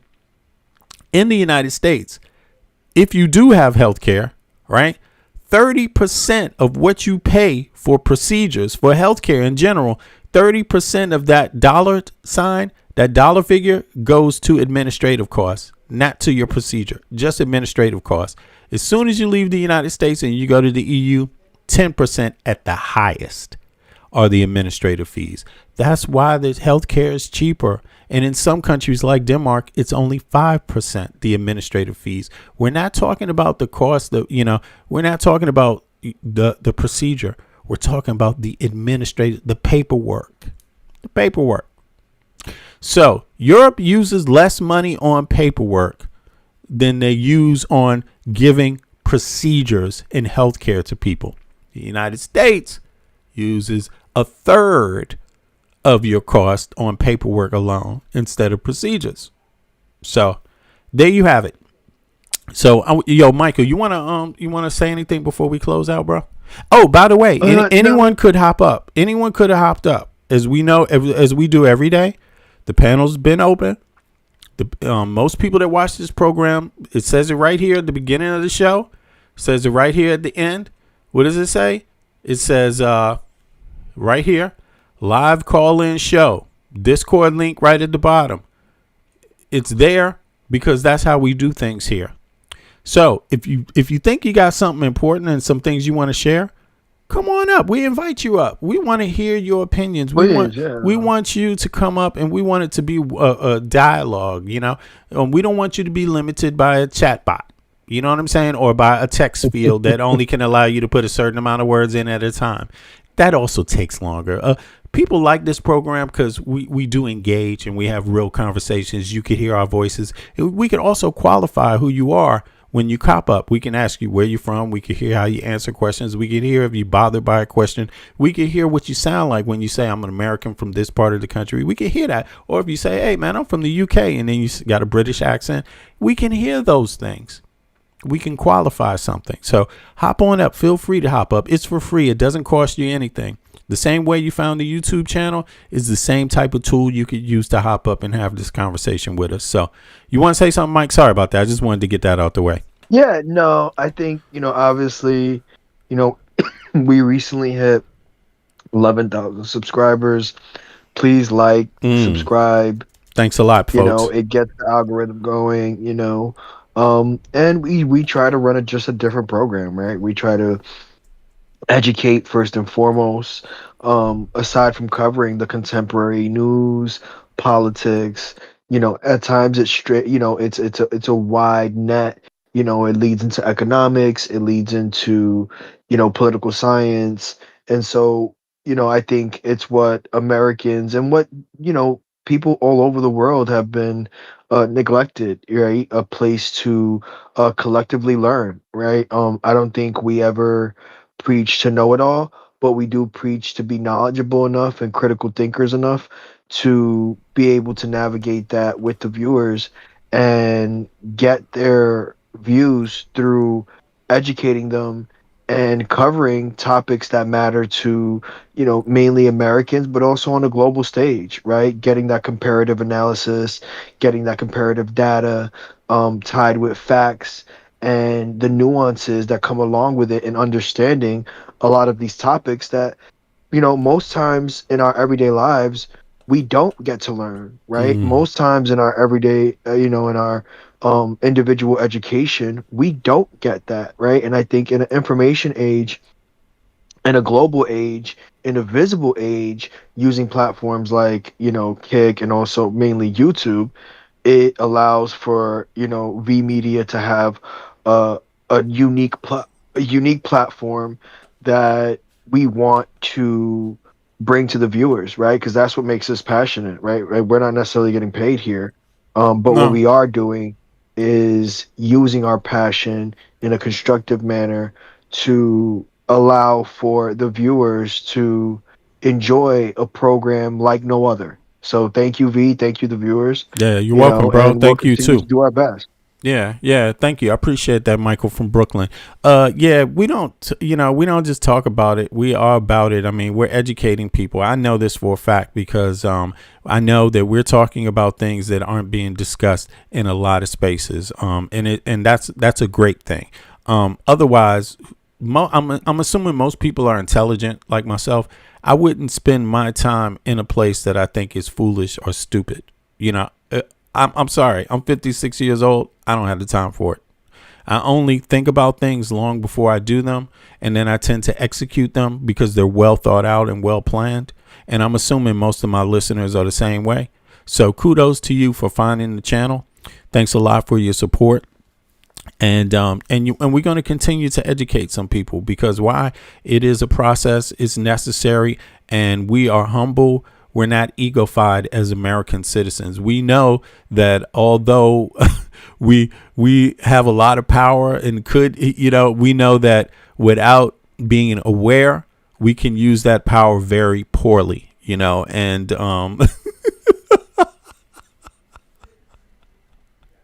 and that has an effect on us primarily, you know what I'm saying? And it also has an effect on others, you know what I'm saying?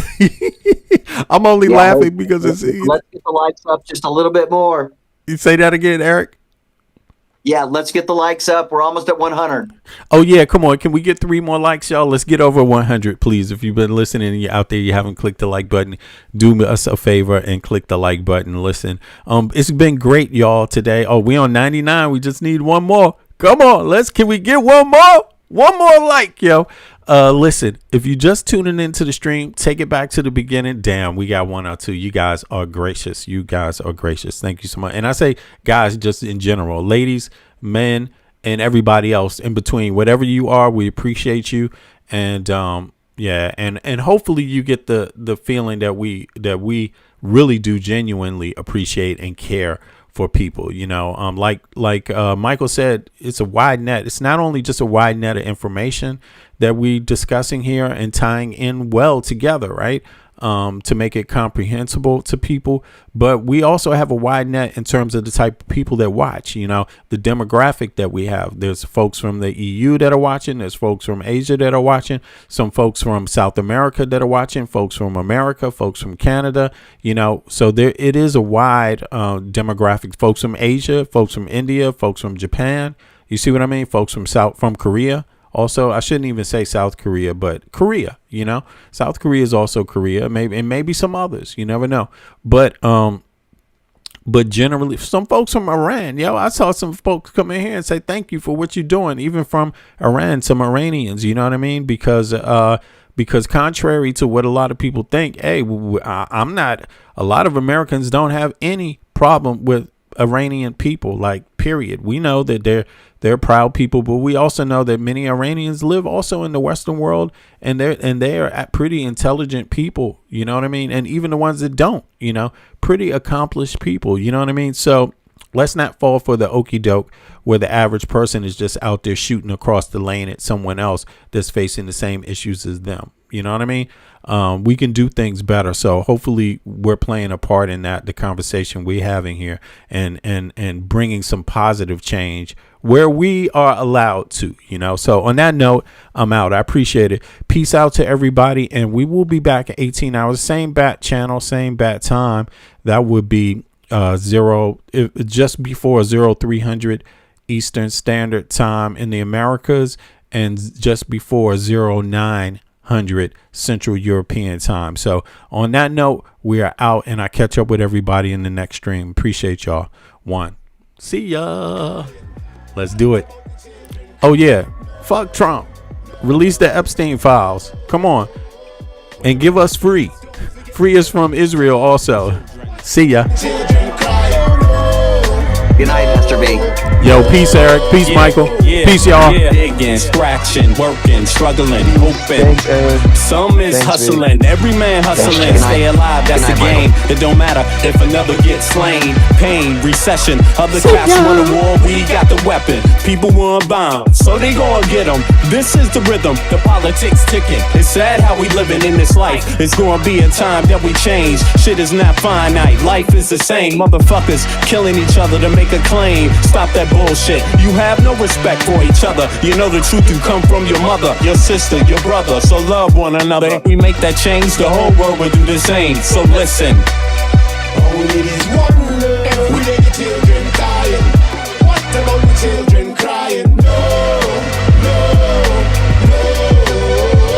What about the kids? Don't forget the children. Tell them about the children. What about the children crying? Oh,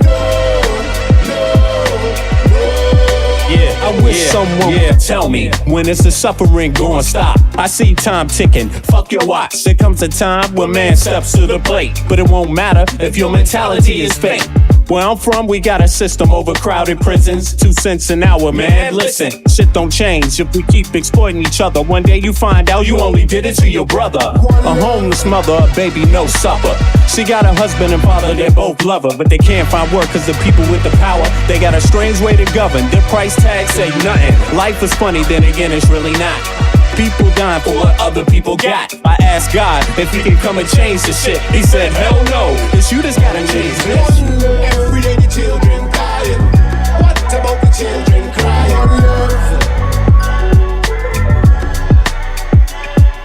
One.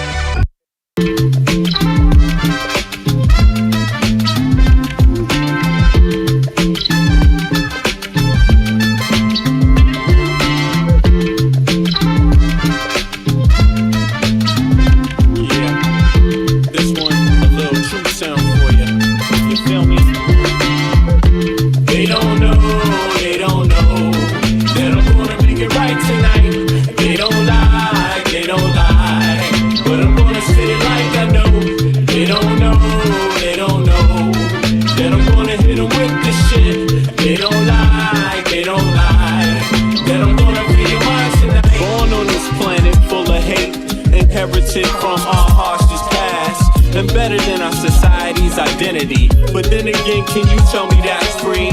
They explain to you what your mind should perceive, suggest things they want you to believe, like your skin color dictates your race. They're calling you an idiot to your face, like life is much more simple than that. We're all slaves and the cards are stacked. While we fight over problems we can fix, industrialists turn our kids to addicts. The television does a job, introduce you. The radio's right there to seduce you, keep you locked on the wrong damn track. Cigarettes is just legalized crack. They want you to catch a damn heart attack. They want you to catch a damn heart attack. But stop believing in the flag, it's a trap. Cause men rule this world, that's a fact. They don't know, they don't know, but I'm gonna make it right tonight. They don't lie, they don't lie, but I'm gonna say it like I know. They don't know, they don't know, that I'm gonna hit them with this shit. They don't lie, they don't lie, that you're gonna free your mind tonight, tonight, tonight, tonight, tonight. That you're gonna free your mind tonight, tonight, tonight, tonight, tonight, tonight. That you're gonna free your mind tonight, tonight, tonight, tonight, tonight, tonight. That you're gonna free your mind tonight, tonight, tonight, tonight, tonight. If you see a man that needs help, then help a brother. If you see a sister on her own, still love her. Cause life is about how you choose to see it. But you gotta teach people how to learn to see it. The planet's been through suffering many times. We propagate many wars many times. The people need to wake up and stop accepting deceit from their own government's deception. You can't blame the people for needing protection from the government's bad reputation. We need to sing a song called Free the Nation, cause we done had a whole lot of separation. Racism, classism, nationalism, based on keeping people out on the plantation. That's the plan, no doubt, cause rich people got a plan, no doubt. If you still don't understand and believe that we are all one from the same mother and respect each woman and man with the same consideration you would like to be given on a daily, then you need to retire so the new generation can take over and show you how to live and govern this place we call Earth home.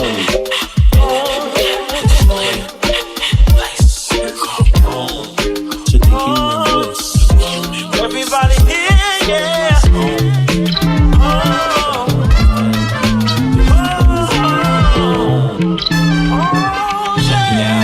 They don't know, kid.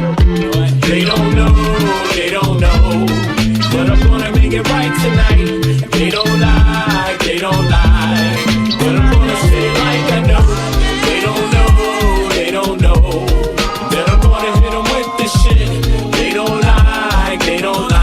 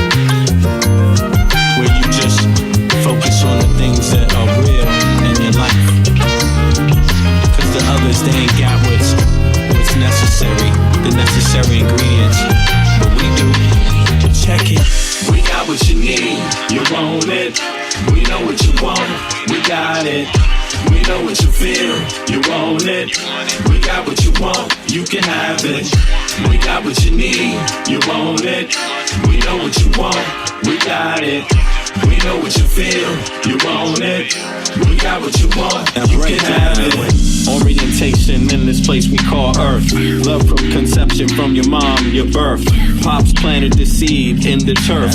From there, you must find out what life is worth. Grew up learning your do's and don'ts before working on your motor skills, working on your coordination, right? And orientation to what you like. The brand new thing, so gentle the soul we're capturing. In this distance, the alphabets the kids sing. They celebrate when it's time to go outside. As you get older, you learn to let all the troubles in your life just glide away. Stay focused, keep it smooth, keep you cool. Things in life can make it get rude. If you let it, don't let it. If you let it, don't let it. If you let it, don't let it. If you let it, don't let it. If you let it, let it, let it, what? If you let it, don't let it, let it. If you let it, what? Don't let it. If you let it, don't let it, let it. We got what you need, you want it. We know what you want, we got it. We know what you feel, you want it. We got what you want, you can have it. We got what you need, you want it. We know what you want, we got it. We know what you feel, you want it. We got what you want, you can have it. We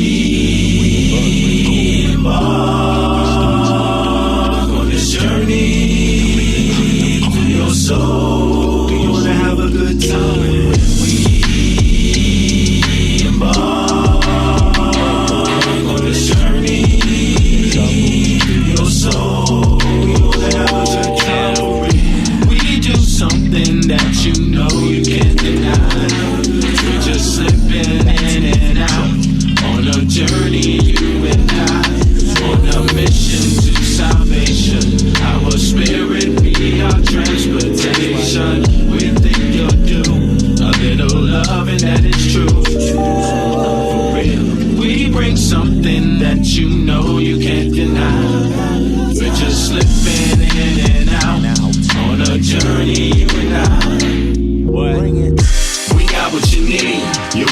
it. We know what you want, we got it. We know what you feel, you want it. We got what you want, you can have it. We got what you need, you want it. We know what you want, we got it. We know what you feel, you want it. We got what you want.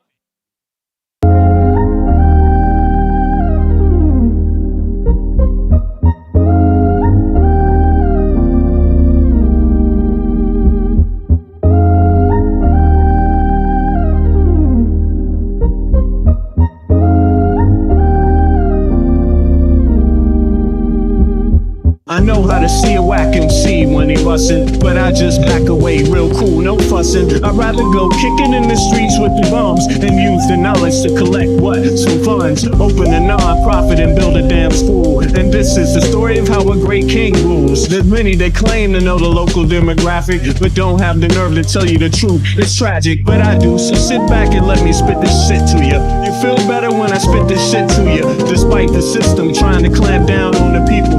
People will learn how to stand up to evil. Not evil that's across the globe, that's too far, but evil that lies in their own backyard. And fighting, it's not an option, they can't win. The government, it's not supposed to represent sin, but then again they do, and that's a problem. So let's go down and figure out how to solve them. It's not fun being a rapper that can't speak, but we do, yes, and plus we make fat beats. Yo, we smoke weed, break up trees. Listen, bringing fat beats, that is our mission. You wanted to see us, homeboy, shut up and listen. Thelonious and Big Bennett, brother, check the vision. Mentalities of different realities. Enter the Star Trek room when you hear the boom. I be the Walkman with the super bass. Automatic stop, yes, stereo cassette player. With the delayer, freaky lyrical sprayer. Extraterrestrial rhyme sayer. I be the poetical VIC/master of the ceremony. Tenderoni, won't you come step with me? I'm on a historical journey. Kinda like Sigourney. Implore me to represent the attorney that represents my niggas, go figure. It's the card, they call me Uncle Bigger. Niggas love your blunts, down your liquors. I read the parallel to the fiction. You're fixated on this brother's nature. Relaxed behavior, I might save your change. Flip it, rearrange. The whole concept, yo, is good for all your brain. Insane, psychotic, neurotic, black onyx, and hooked on phonics. Just atomic, bees like a bonnet. Cut with the Asiatic, they all up on it. Rhyme static with the Boomatic type of skill. You wonder, is this nigga Vic really for real? It's still, but only necessary in the berry. I'm milk like dairy, they quite contrary. That's scary, but I'm a dog in the prairie. I scurry to grab my bones and just bury. Lyrical flurry, go get your secretary with impeccable diction. My style might vary, so get a hold of your own shit real fast. Fucking with us, we take it right out your ass. Prairie dogs chill while the other dogs howl. Too many dogs get sent to the pound. Back on the hill, me and my peeps just lounge. Prairie dogs, we keep it on the down. Splatter, don't like gun splatter. We try to climb the ladder, wicked men get better. They make it like splatter, but it really don't matter. Cause you know we coming back to our sons and our daughters. So follow him, the one who protects ya. And the mother, she will never neglect ya. Through divine nature, the people respect ya. And in this way I deliver my lecture.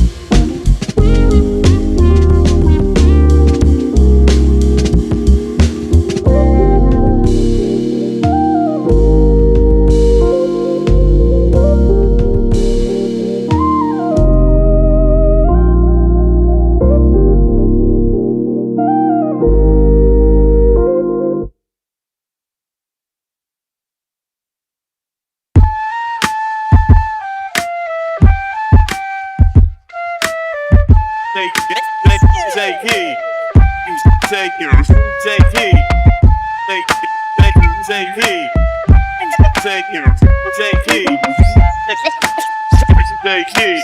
Thank you. Thank you. Thank you. Thank you. Thank you. I traveled the globe just to gain perspective. The theory of relativity applied. Of course, it took a while to decide how I should proceed. But even my life is truly based upon need. So I move forward with more deliberate speed. Smash corny motherfuckers that stuck on greed. My seed is worth more than $1 million in future stock. The goal is to break the safe, the padlock. Mad cats can't stop it, need a rocket. Your style is boring and cold, mine is tropic. Battles you want, commit, you'll change the topic. My partner stood there to put your beat in the pocket. So this nigga here can proceed to destroy your stereotypical pop rap gangsta ploy. Not hating on niggas from the ghetto, but I'm hating on copycat rappers from the meadow.